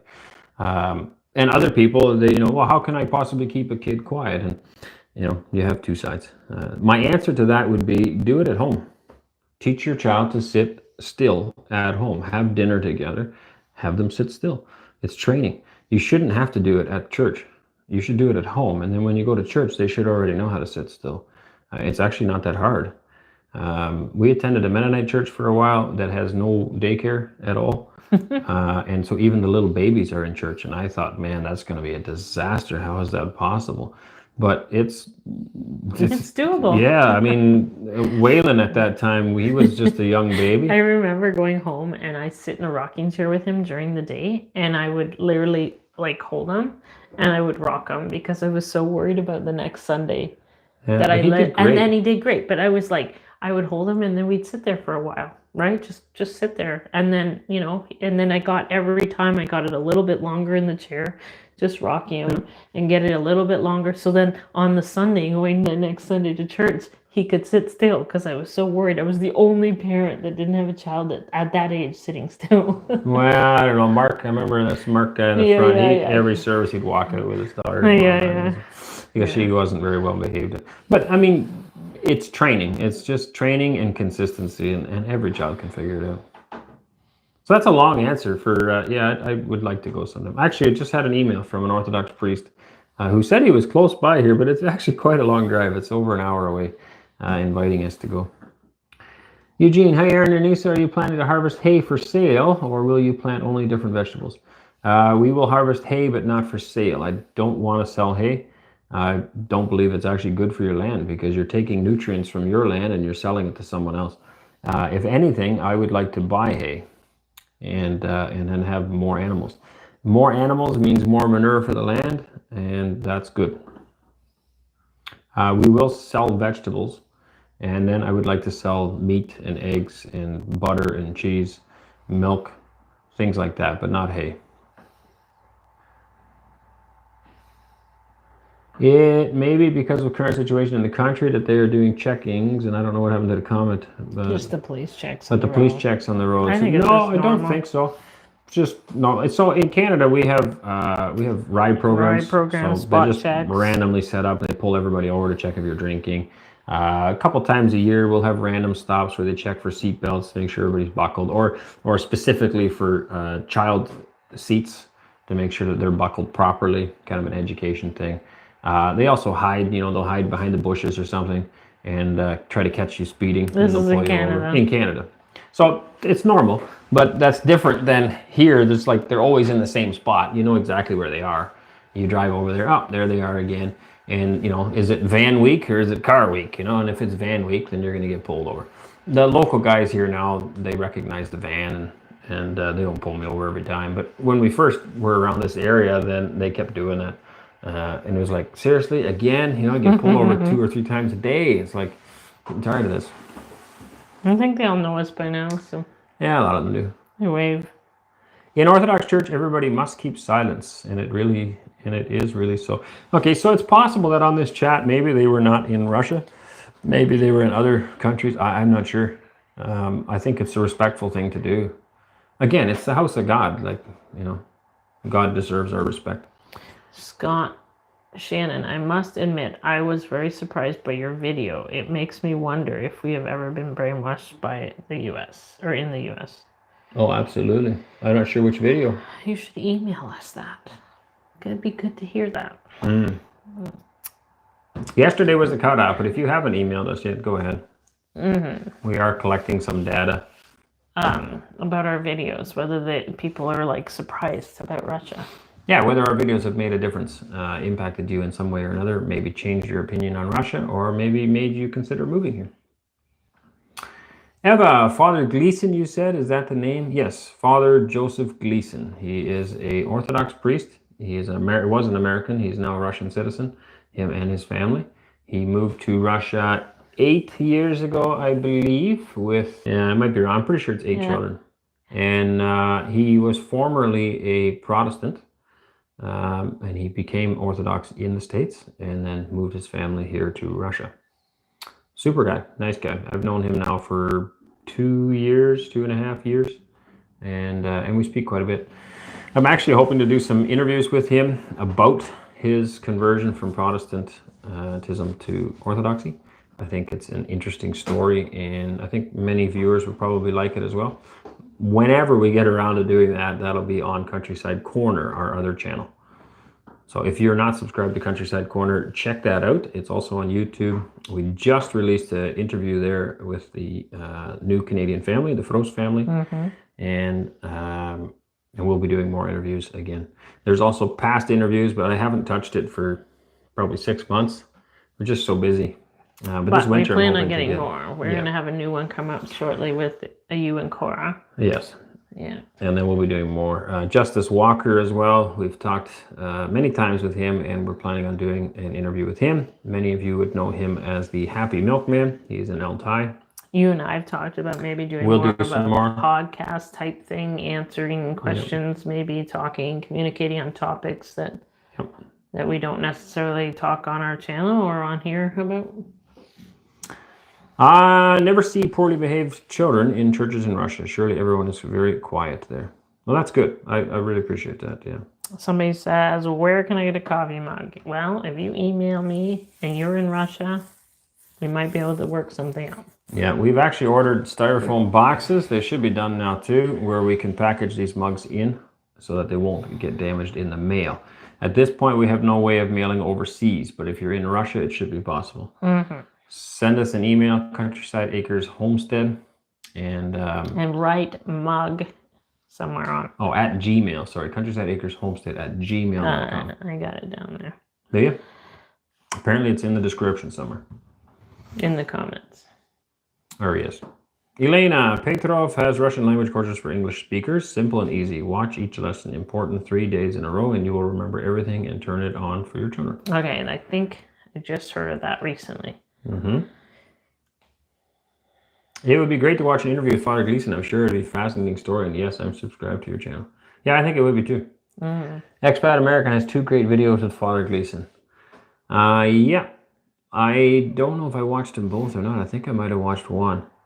They had a little bit of a debate, I think, on religion, which isn't really my approach. I don't mind debating, but I also like learning. And I always tell children too, God gave you 2 ears and 1 mouth, and you can learn a lot more by being quiet and just listening. So that doesn't mean I would just be quiet the whole time he talks, but I would be asking questions that interest me and may interest many of you. I don't honestly know a lot about Orthodoxy. I have learned a lot from Father Gleason and have discussed many things with him, but I think a lot of those things are interesting for many people. And so I would be interested in doing the interview in that way, that it's not a challenge to Orthodoxy. It is more inquisitive. You know, what's it about? What's it mean? And also many of the, well, I'll be honest, the main problem that most Protestants have with Orthodoxy is the icons. It's very hard to get your head around that, because the entire life of a Protestant, he's been taught that that is idol worship. And Orthodoxy obviously also believes you should not worship idols. So it makes it a very interesting topic. How did Father Gleason come around that that difficult, I don't know what to call it, mental shift that would have had to happen to go from Protestant to Orthodoxy? It's a very interesting subject, I think. They said about sending us that. Somebody said about sending us that thing that you just read about that language. Where did it go? No, the other one. Oh, Petrov. Yes. Thank you. Go ahead and send it. We'd appreciate that. Greetings from Northeast Texas. Still no frost yet, but forecast in 7 to 10 days. Normally a frost by mid-November, so winter arrival is later here too. And somebody says global warming's bad. I like it. Marta, your opinion of Russia is totally opposite of news media coverage. That's good. I'm glad to hear that, because the news media is just a complete pack of lies. Right. So I'm happy to hear that. That means I must be doing something right. Keep in mind, we live here. And although I have not seen everything, I'm being very honest and tell you exactly what I see and what my wife sees and what my kids see. I'm not, cutting that up and making it nicer than it is. I think it's the eye of the beholder too, right? So like, I drive down the village roads in some of these villages and stuff like that. I right away see potential. I right away see history. I right away see memories and like memories of years gone by and generations of people being raised in these villages, and I get excited for that. And I'm like, hey, if I could just rejuvenate some of these buildings for these old grandparents and old parents that raised their children here, I get excited for that. Other people would drive down those roads and they would see despair and they would see fallen down junk, and I don't see that. I get excited. I right away get excited. So I think it's all in the eye of the beholder, right? I see so much opportunity here. I see so much opportunity for our children here. I see so much opportunity, like some of our children have said that they, we say about extra, school and stuff. Do you want to do that? And they're like, no, because they're going to be bosses and they're going to they just see so much opportunity too. It's just like, it's all. Yeah, it's everywhere. There's opportunities everywhere. Yeah, it's in the right. So I don't know. I think it's perspective in life too. Yep. Is the glass half empty or is the glass half full? And that's a matter of perspective. Yeah. Optimism. Yeah. I think so. Leo 49.99 super chat. Thank you very much. On the Thanksgiving Day, I'd like to thank you for all you do to spread the word and show God's love to us all over the world. God bless you. Thank you very much. Appreciate that. And we have another membership to Fox from Hound Lover. Thank you very much. The support you guys give is just amazing. We really appreciate it. Yes, I'm blown away. And I think a lot of people have said stuff about Russia too, like in the West. I think a lot of our commenters and viewers and Russian people have shown their true character on their own just by giving us and supporting our family. And they've shown the type of people they are. I always say that the Bible talks about that, what your heart is full of spews out of your mouth. And it's the same thing, what your heart is full of comes out in your actions of day to day. So if you're bitter, obviously it's going to come out in words and bitterness throughout. And I feel like the heart of the Russian people, it just overflows out of them, and it just shows in their comments and their love towards our family. It shows what their soul and their heart is so full of. Mm-hmm. It's a wonderful place to live. Thank you. 2 ears and 1 mouth. If you ever decide to put a book together, remember to include those words of wisdom in it. Yeah, those are not mine. I didn't make them up. I don't know where I picked that up, but it's probably kindergarten class. It might even be from the Bible for all I know. No, I wasn't kindergarten. I was going to say it's probably kindergarten. Your teacher said, I only learned one thing in kindergarten. That was how to hold a pair of scissors. That was it. I was thinking it was your teacher saying, Aaron, God gave you 2 ears and 1 mouth. Please use it. Lucky lady, keep Protestant religion and God will bless you in Russia. Well, I'm not really a true Protestant either, because people were accusing us of that, being Protestant. I was like, what does that even exactly mean? And I looked it up, and a lot of things that Protestants stand for, I don't. But I'm not really Orthodox either. What am I? I don't know. I threw everything out that I grew up with because it made no sense to me. And I grabbed the Bible and I started reading it. And I started applying what makes sense in the Bible. And unfortunately, that doesn't really line up with many different denominations, and that's why to this day we're still non-denominational. And my wife didn't grow up with any church background at all, and together we just read through the Bible and we made sense of it. We're like, well, this has to all fit because it's written by the same God, and we just came to an understanding. And although it lines up in some ways with many different things, it also points out to me that many denominations are not on the right path, sadly. Radmila, icons are not idols. You don't worship the painting, but who is represented on it. I understand that. Father Gleason said that too, but you have to understand that on the surface, that's what it looks like. And that is why keep in mind that most Protestants, all Protestants, came out of Catholicism in the Reformation period. And they wanted to get away from anything that looked remotely close to Catholicism. And that is why many Protestants behave the way they do and why they think the way they do. And that's also where that idea comes from. Anything that could possibly represent Catholicism in the form of an idol or even a cross. We were told growing up you couldn't even have a cross because all of that's bad. And to me, that's ridiculous. They went a little bit too far in some things. There's nothing wrong with, let's say, a cross. It itself is not bad. Nothing by itself is bad. It's what you do with that thing that makes it either good or bad, right? So to me, the icons are like kind of like a children's Bible. It just opens up this whole new world because there's so much. Like the common expression, a picture is worth 1,000 words. And the same thing when I go to a church and I see these paintings, and it's just, there's so much packed into that painting. You can stare at it for a long time because there's just a beautiful story there. And I think it's just a helpful tool for learning as well. Aaron just destroyed MSNBC. Well, I think they've done a good job destroying themselves. They're just about done. Ina, it is your greatest advantage that you are so honest. We need to call her quits. Yeah, it's getting on. Yeah.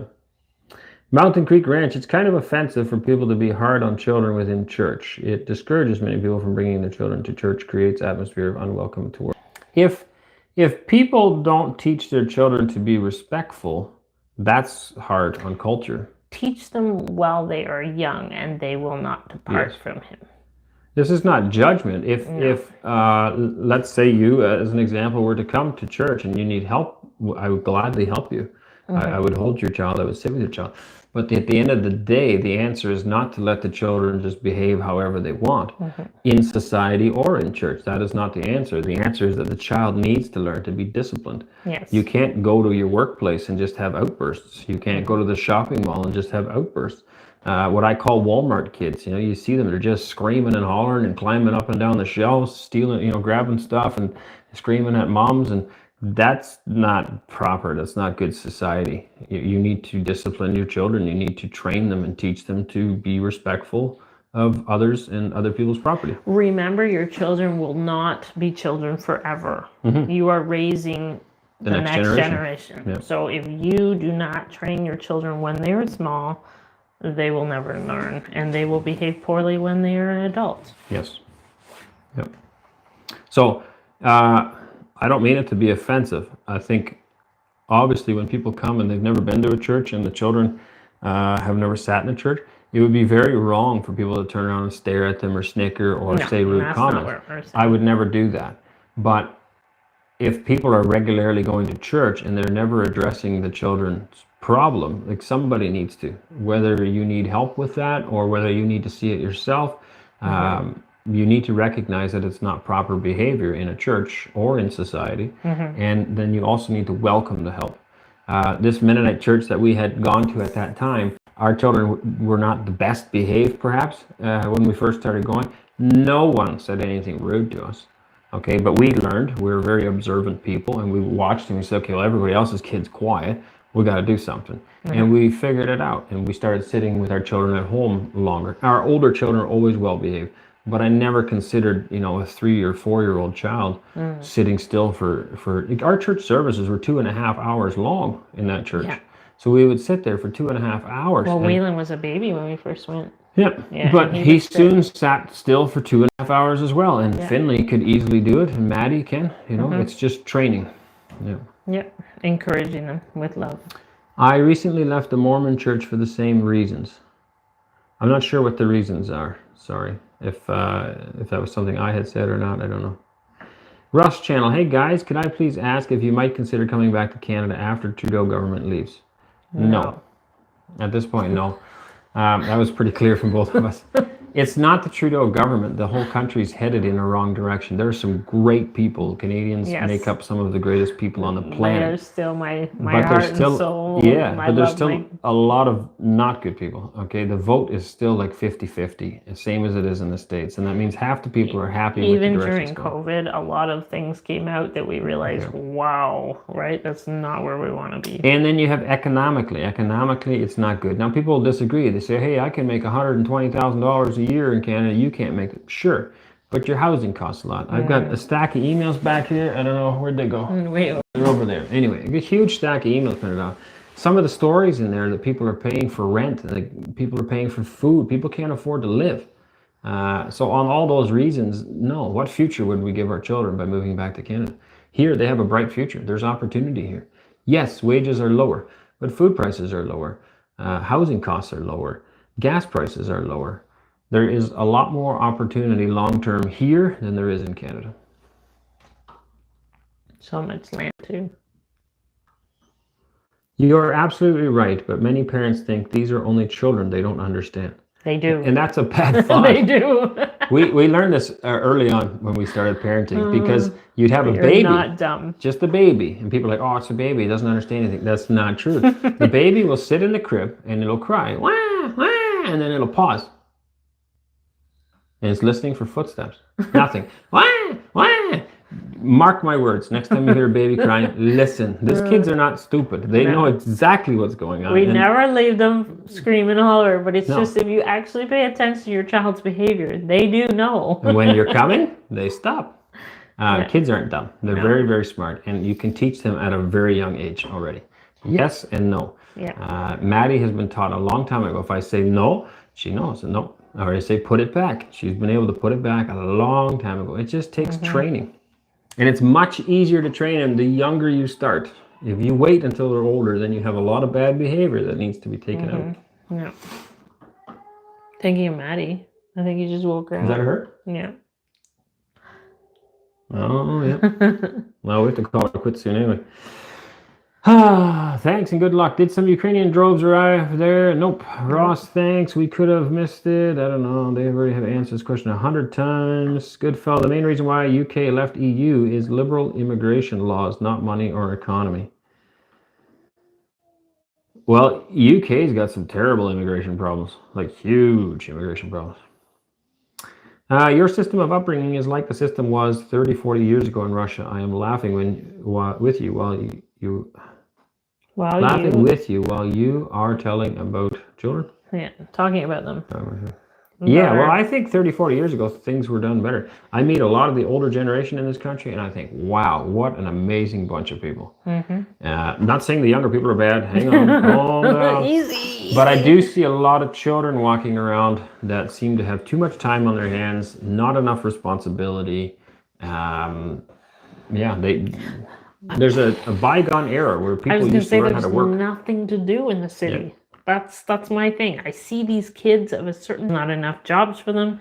They have nothing to do. Yeah. Physically do. Make themselves exhausted. You see these 60-year-old, 70-year-old babushkas in the village here, and they're just working because they like working, not because they necessarily have to. They just enjoy. They can't sit still. Absolutely. And I don't think in 50 years these... Anyway, yeah. They say a child learns most in the first 3 years of its life. The first 7 years, they learn basically the foundations. Yeah, well, in the first 3 pretty well already. Is it 7? Anyway, the foundations for everything else in life. Yes, absolutely. In Russia, there are Sunday schools where children come to study the Bible, the Orthodox faith. Is there such a school in your area, and are you interested in your children attending? Oh, interesting. I didn't know that was such a thing. Would that be at a church, or where would that be? I obviously do Bible training here at home. We typically, on a normal day, we would read the Bible at least twice a day with our meals, sometimes 3 times a day. The children, when they get up in the morning, the first thing they do is read their Bible. And obviously it's part of everyday life because it is who we are. We speak about God in the Bible a lot. So this person says, thanks for your answer. And why did you not pick the U.S.? Being originally from the post-Soviet Union it really surprises me. So I am sincerely interested. What make people move to the U.S. economy is not bad. So U.S. economy is not bad. It depends on what sector you're talking about and where you live. Housing costs are crazy. We traveled through 26 states in 3 months last summer, and met a ton of people who are working 2 jobs, 2.5 jobs, trying to have enough money to live. I met a lot of people living in their cars, a lot of people living in trailers, in Walmart parking lots. The one gentleman that stands out, he had 3 girls and him living in this trailer. They lost their home, and he's still working. And the Walmart parking lot is literally his house now in this trailer. There's homelessness, drugs. There's a lot of problems. Walmart parking lots would just get full of cars in the evening. Like a lot of people living in their car, and you'd see people putting, not in every state. I understand that, but you would see people putting stuff over their curtain, and I'd be like, seriously, that person just went into their car and they're going to sleep there for the night, and you could tell that wasn't the first time. Now, farming can pay a lot in Canada and in the States. The problem is being established, buying the land. The land price is so high, it is hard to buy the land, and farming hardly pays enough to buy more land unless you're very big. So for us to help our children farm, almost impossible in Canada. And it would be in the States as well. If we couldn't have gone to Russia, then we probably would have picked a conservative U.S. state because we wouldn't have known where else to go. But yeah, not every state is good. There are some conservative, like Missouri is one that stood out. We would have considered moving to Missouri. Farmland was also a bit cheaper there. It's not easy to move to the States either. You can't just, unless you're coming through the south, the southern border seems to be open, but from the north, it's very difficult to get in. And I don't agree with the policy and direction Canada's going. Also, the economy might be good now, but the reason for the continued escalations is because the American empire is trying to stay on top, and it's not going to happen. It will crash. The whole economy is based on printed money, and the whole thing will come tumbling, crashed down. It's just a matter of time. I don't know how long that's going to take, but I would not want to live there when it happens, because it will be like the dirty 30s or worse. We should probably call it. Oh, we should. God bless the babushka. Aaron, have you already watched Joseph Schutzman's latest video, his interview with Marina Butina? Yes, we did watch it. I actually talked with Joseph after that and congratulated him on that. He did an excellent job, I think, on that interview. And I thought it was amazing. We didn't really know Marina Butina. I had heard her name once or twice, and then we had met her at this meeting. And she seemed like a very get the job done. Yeah, get the job done. You know, get down to business. That's the word I was looking for. Very good. A lot of politicians have a lot of fluff and feathers, but there's really no substance. And she struck me as a woman with a lot of substance. You know, it's like, okay, what do we need to get done? Let's get that done. And I was like, wow, I was really impressed. But then I watched this interview, and if you haven't seen it, I recommend going there. So Joseph Schutzman has At Home in Russia is his YouTube channel, and he just did an interview with her in her office. Yeah. And wow, I mean, we were both blown away. Like, this woman really had an experience with God, and I mean, you got to watch it. It's amazing. It gave us another side to her, and I was like, wow, it was very good, very well done. Abraham. I like your name, by the way. Most times it's Abraham, and yours is Ibrahim, and I think that's really neat. I like that. Housing shortage is a man-made problem anywhere in the world. Whenever you see such a problem, you must realize that someone is not interested in lowering rent prices. Well, of course, everybody wants the most. I remember a family member of mine had a rental house, and they were charging, I think at that time was $2,500, and I thought, are you crazy? How could you even do that to a family? How could you charge another human being that kind of money? Well, that's what everybody's doing. I was like, that's crazy. It's so much money to live in a house. For rent. And now it's higher. Rent. I hear it's not even your own. I would feel bad charging somebody that much money. But there is also the factor, like groups like BlackRock are busy buying up houses like crazy and leaving them sitting empty. This is a phenomenon that's happening in many cities. There's a lot of houses, but they're empty. No one's living in them because they've been bought up by the same owner, which is driving up house prices even higher. Are you satisfied with the Belarusian tractor? Yes. To be honest, I miss my Case International. I really love Case International. I loved my Farmall tractor. It was a nice tractor. And this does not compare to that. But the Farmall tractor also, I can buy 4 Belarus tractors, maybe 5, for the same price as the Farmall. So, I mean, we have to use common sense here. Then I really like the Belarus tractor. For the price savings, it's a really good tractor so far. Mountain Creek, family that disciplines their children and whose children are quiet. Children are in process of learning. Some churches care more about their recording for online. Oh yeah, I've never been to a church that does recording online. I don't think. I'm assuming you're saying that you are a family that disciplines children and whose children are quiet and that children are in process of learning. Yeah. I'm not sure. All we have to do is try our best, I think. But we all know of some families, maybe, or maybe you don't, I don't know, that don't necessarily try very hard. And it can be very distracting for other people in church. And it is a house of God.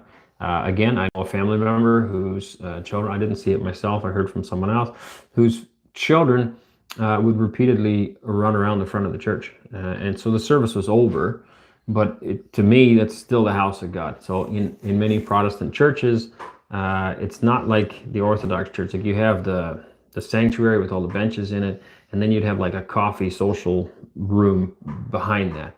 And so while the parents would be socializing there, or some of them have it in the basement, their children would be running around the benches and running up around the front and stuff. And to me, that's just wrong. It's a house of God. No matter if there's a service on or not, it's still a house of God and a house of prayer. And I think we should treat it as such. We shouldn't be running around in there. Of course, I also don't think it's proper to run around and jump on the tanks that are on display. I find it very disrespectful. I don't think it's proper to be running and jumping and horsing around in a building anyway. No, that's true. Like, that's not... Like, I wouldn't allow my children to run around and jump on my chairs and my couches. Well, couches, yeah, that's... No. You know, even beds or... they just don't need to behave like that. I always say to my boys, especially because boys are more likely to do this, do you see your father behaving like that? And they're like, well, no. I said, would you not think it's ridiculous if your dad was, or if your papa was acting like that? Well, yeah. I said, then we shouldn't behave like that. Yeah. Right? Like, think about it. Yeah. Joy, hello, Aaron and Anneesa. Please say hello to me. Hello, Joy. I love empty old churches with domes. Great for meditating on. Amen. Yep. Yep. There's something about them, hey, about these beautiful cathedrals even that just demands respect, I find. I don't know. It's hard for me to explain. But. Features, did you read my email of 20 August? It was on something you asked me a question about. Do you know how many emails I get? Ada Wolf sounds very familiar. Maybe. Did we reply? That's usually a good indication. Yeah, you might need to send it again because we get a lot of emails and we try to answer them all, but we might have just missed one. Mountain Creek asked a question about get tax write-off, asked about property tax, asked about cattle and genetics, only paid attention to the children's statement. I never seen any questions about property tax or tax write-offs, so maybe write it again. I don't have any tax write-offs right now. I don't even know how to do taxes in this country. I don't know about my property taxes here. I have no idea. I haven't seen a bill. Cattle and genetics. We're hoping to run Angus cattle here, and there are a lot of Angus genetics here. In the past, it was harder to find, but right now there are a lot. How diverse that is, I don't know. They may all be kind of related to the original Angus is brought over, but artificial insemination was available. So I think that is something we can still do. I don't know if it still is right now. Eldora, in average, it's $5 per month. That's for internet. Okay. Okay. Yeah, I was waiting for Mountain Creek to write the questions, unless I answered them now, and then I think we should call her quits. Well, we could be. They might have left already. Well, that question wasn't too long ago, so she might be typing. Or he. Yeah, maybe. On a scale of 1 to 10, how prepared do you feel for the coming winter? 10. Winter comes every year. It's not much to prepare for. Yeah. Good fella. $600-700. What do you think about Trump's one? Everything going to be better in the U.S.? No, I don't think it'll slow it down, but it won't make much difference. 34 outdoor. I mean, if you read team, you read them. Oh, read them. If you read them, you read them. I'll just be patient. I've sent the first email in August already, though. Needs now. If you don't get an answer, just write again, I guess so. Ross, great. I'm not satisfied with the answer at all. No idea. Hello, in California, we pay $28.83 a month, including utilities. My wife and are retired. Have been helping his wife and 3 grandchildren in 2-bedroom apartment. My wife and I pray in Russia. That's a lot of money. Property tax in Russia is less than 1% of the market price.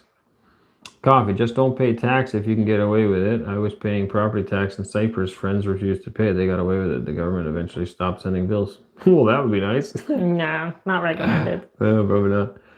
All right, Luchik. Conciliar prayer is very strong in the church. Christ said, where 2 or 3 are gathered in my name, there I am in the midst of them. Amen. Yeah, very true. No matter where you are. And we both are very firm believers. You can pray to God anywhere. You don't have to be in a church. There's just certain places that seem like they have like a better place for meditation or prayer or something like that. But literally anywhere. I mean, any time of day. No worries. I'll write another. Good plan. Pavel, yes, thank you. You're still supporters of the fact that children should go to school with other children. He just won't give up, eh? I guess. Well, our children will not be going to school. They will be continuing to be homeschooled. It is okay, and it is with the law to homeschool in Russia. We are fully within our rights to homeschool our children. Mandelson, hello from Northern Alberta. Winter is showing up next week with temperatures dropping to the -30. Are you expecting the same since we're on the same latitude? No. The next 2 weeks, it will be -1, -4. That's about it. Dixie's, on which date will you celebrate Christmas? The 7th. We love the Lord. We're praying about relocating. Good idea. That's amazing. Good fella. I pay 35 euros. Curious. I've seen short film about Russian farmers. One of them said, I've had wealth before I bought a cows. Farming is not something you get rich at. Farming I do for lifestyle. It allows me to be home. It allows me to grow good food. It allows me to be with my children. It allows me to be with my wife. And that's all I really want. I can go get a job in town. I don't know about here. I have no idea what they pay. But I can get a job many places and make more money than farming. But life is not about money. Life is about lifestyle. Honoring and glorifying God in all things. Amen. And I got married to this lovely lady because I actually like her. And I appreciate that. And I like spending time with her. And so if I'm gone for 10, 11, 12 hours a day, that would make me sad because I wouldn't get to see her very often. Look at that beautiful smile. I love seeing her. I think that's so great because, like, I'm the same way. It's like if you're gone for like longer than a few hours, I actually miss you. Yeah. And I like text you, hey, how's it going? We actually legitimately love each other. And our children as well. We had all these wonderful children. We have 9 children. It's sad enough that I don't get to see my oldest boy every day. But my other ones, like, we enjoy it. If I go to town, I have 3, 4, 5 kids that all want to come with. And it's like, it's an hour drive in the van. Yeah, can we come? Yeah. Why? Because we enjoy spending time together. Yeah. I would hate to get a job that I have to be gone for 12 hours a day. I would never get to see my kids. Who would educate them? Who would teach them history and Bible and God? And just, I couldn't imagine any other lifestyle. To me, farming is the pinnacle of success. It is the closest thing to God. Mm-hmm. And I don't do it for the money. And being a stay-at-home mom. I do hope to make money farming too. It's great to have a bit of money. You are both smart cookies. You've got it all worked out. Thank you. Well, I don't know. We always strive to learn more. Sometimes I'm more of an oatmeal cookie than a chocolate chip. But, you know? Yes, I will always insist on this. This is the unity of mentalities and the basis of our populism. Children should be educated in the community together at school. Well, you're entitled to your opinion. I think you are wrong. But you're allowed to think what you want, and you I will can think send what your I want. children there all you want. Yes, you will not see mine there. No. Nothing bothers me more than seeing parents let their 12-year-old kids sit in the shopping cart, like make them walk. 12-year-old kid? How do you fit a 12-year-old in a shopping cart? Oh, yeah, no, I'm a big believer in kids walking too. My Opa, my mom's dad, he was like that. He was like kind of a serious guy. And I remember going for a walk one time and my sister was complaining, I can't walk anymore. And he said, oh, well then run. You know, and it was just like that. That's what made me think here with the thing too. The kids need to walk. Thomas Jefferson said that farmers were the only free people. I think that's why many civilizations have attacked farming. And that's why I believe farming is under attack in the West right now. Because you can't control farmers. They grow their own food and they don't need government. The rest of the people are very reliant on government and have their hands out. The farmers do their own thing most of the time. And I think that's why Europe and Canada is attacking farmers and the middle class. But yeah. Coffee for your money for internet. I could live in Russia the whole month. Will you be bringing your parents? They'd be a great help with kids. I couldn't bring them. Kicking Your and screaming, parents. Maybe. My parents won't come. They're pretty anti-Russia, I think. And I'm not sure my dad would come. But my mom, if my mom needs to... Your mom will come for a holiday. I hope my mom comes. And we would gladly have her come and buy her a little house in the village. And then we'd have one more babushka in town. Yeah. That would be great. I think the language would scare my mom. That's why she'd have a hard time coming here. My parents watch too much TV. And Russia's bad. You guys should know that by now. Russia bad. Yeah. Russia very, very bad. My mortgage and all the bills were $5,500 a month, and I was making $5,000. Yeah, that's the problem. Yeah. That's the problem. And that's like, just imagine if you're renting. I read an email, and this person, I think they were paying $4,000 a month for rent. You don't even own that. It's not your house.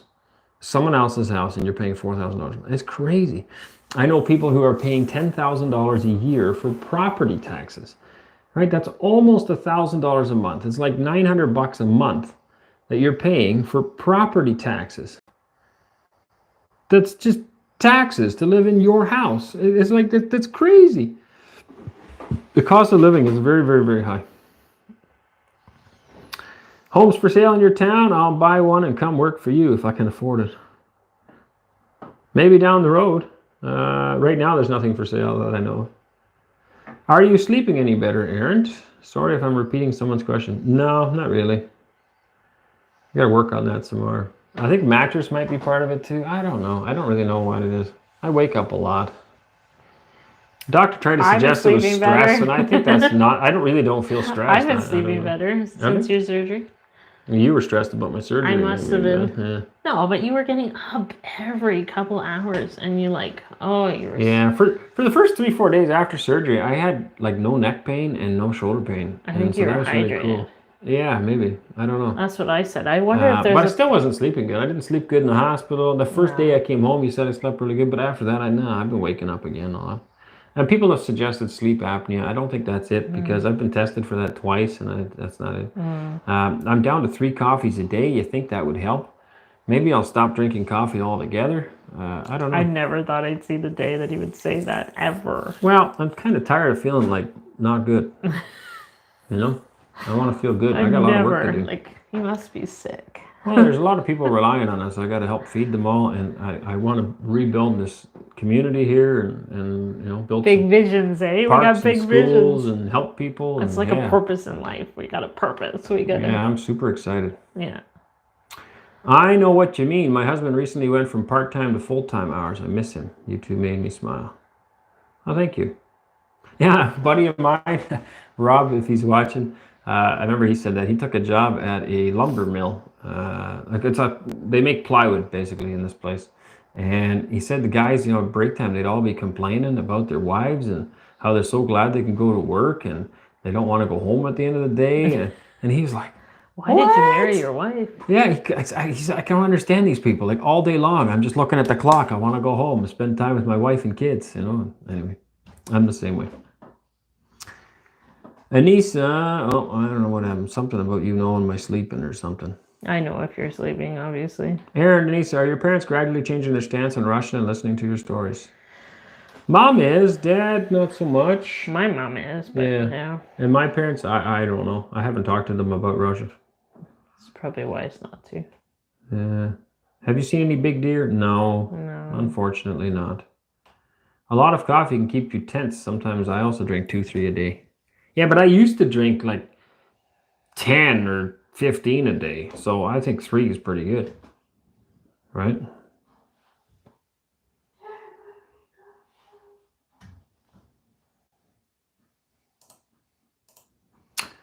Yeah, about the property tax. Oh, there she is. When y'all finally own your land, do you all know anything about that?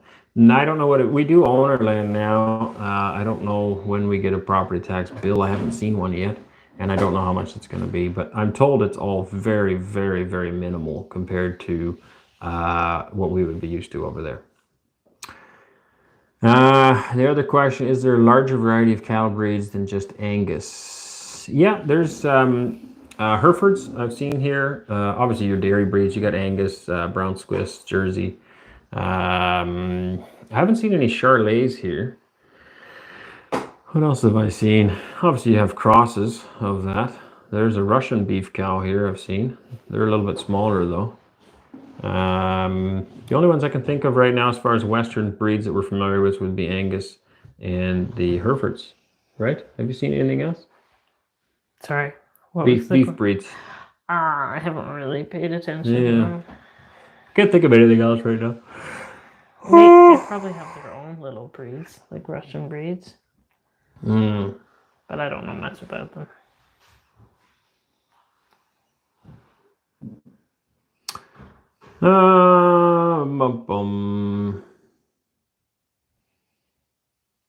Maybe you can ground a Canadian-American village.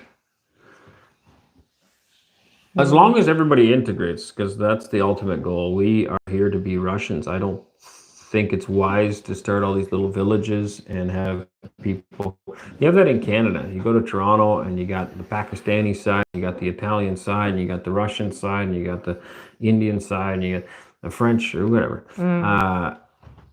Everybody that comes to Russia should be coming to Russia to be Russian, not to be whatever they are. And I think it's very, very important to be integrated into this culture, into this society. So I'm fine with more English-speaking people moving here, but the ultimate goal has to be Russia. Having said that, the language is very hard. Yes, it is. So learn it before you come. Yeah. Please Google Daniela Ostinova and do your reaction. You won't regret it, I swear. Okay. Like film my reaction, or what do you mean? Mountain Creek, and I guess you don't know about if farmers get tax write-offs from expenses in Russia. No, I don't know that either, but the taxes are really low here. That is one thing that we had really good in Canada, was the write-offs. You could write off a lot of stuff as a farmer, which really lowers your income, right? So, not that they're real hot in Canada anyway, but 1 Turkish coffee would replace 10 Western. Is that the one where you put the spoon in and it stands straight up? I had one of those in Georgia one time. I ordered, I think it was Turkish coffee. Yeah, and it was like drinking sludge. Like it was almost thick. Not that thick, but it was gross looking. It was disgusting. All right, we got to get out of here. 5 to 12,000 in general for a good single family house in their area. Yeah, something like that. Who know a lot? No one asked for your opinion, and even more so, you should not insist on it. Are you talking to me or what? No, I don't think so. I'm gonna say it's our YouTube channel. I can share my opinion if I want to. Russian cow breeds are more scarce than in the West. Olga, Aaron, have you visited a Russian bathhouse? Did you manage to check it out? No. Well, we've looked in one, but that's about it. From what I understand, everybody goes to the bathhouse naked, and I have no desire to sit around with naked people. My naked body is for her. That's it. I'm not going to sit around with a bunch of guys naked.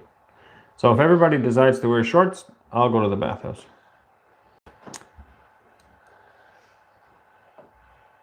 Sometimes just accept who you are and let God lead you daily. Whenever I hear that still sweet voice and ignore it, I really regret it. Yep, amen. Yep. All right, let's call it a night. How many times have I said goodbye? Okay, I'm your age, Aaron, and I finally found a reason for my headaches. It turned out to be a back muscle spasm affected my blood flow. You should try to get a consultation from a good physiotherapist. Yeah, it's not a bad idea. Because the coffee can do that too. So my upper muscles are always very tense, and I think they're less tense now that I drink less coffee. And I researched that one time, not too long ago, and I was like, hey, there is actually studies been done to connect that triangular zone of muscles, and excessive coffee drinking will cause those to tighten right up, which then of course can cause headaches right up in through the neck. And it definitely is a lot better since I drink less coffee, but it's still there a little bit. All right, we gotta go. Good night, everybody. It's been 2 hours and 13 minutes. That's long enough. We'll catch you guys all in another one. More videos coming this week. Don't forget to check out the other channel. And if you haven't done so already, we are on X, we are on Boosty, we are on RooTube, we are on Telegram. You can find us on Telegram. Follow us there as well. All right. God bless you all. Good night.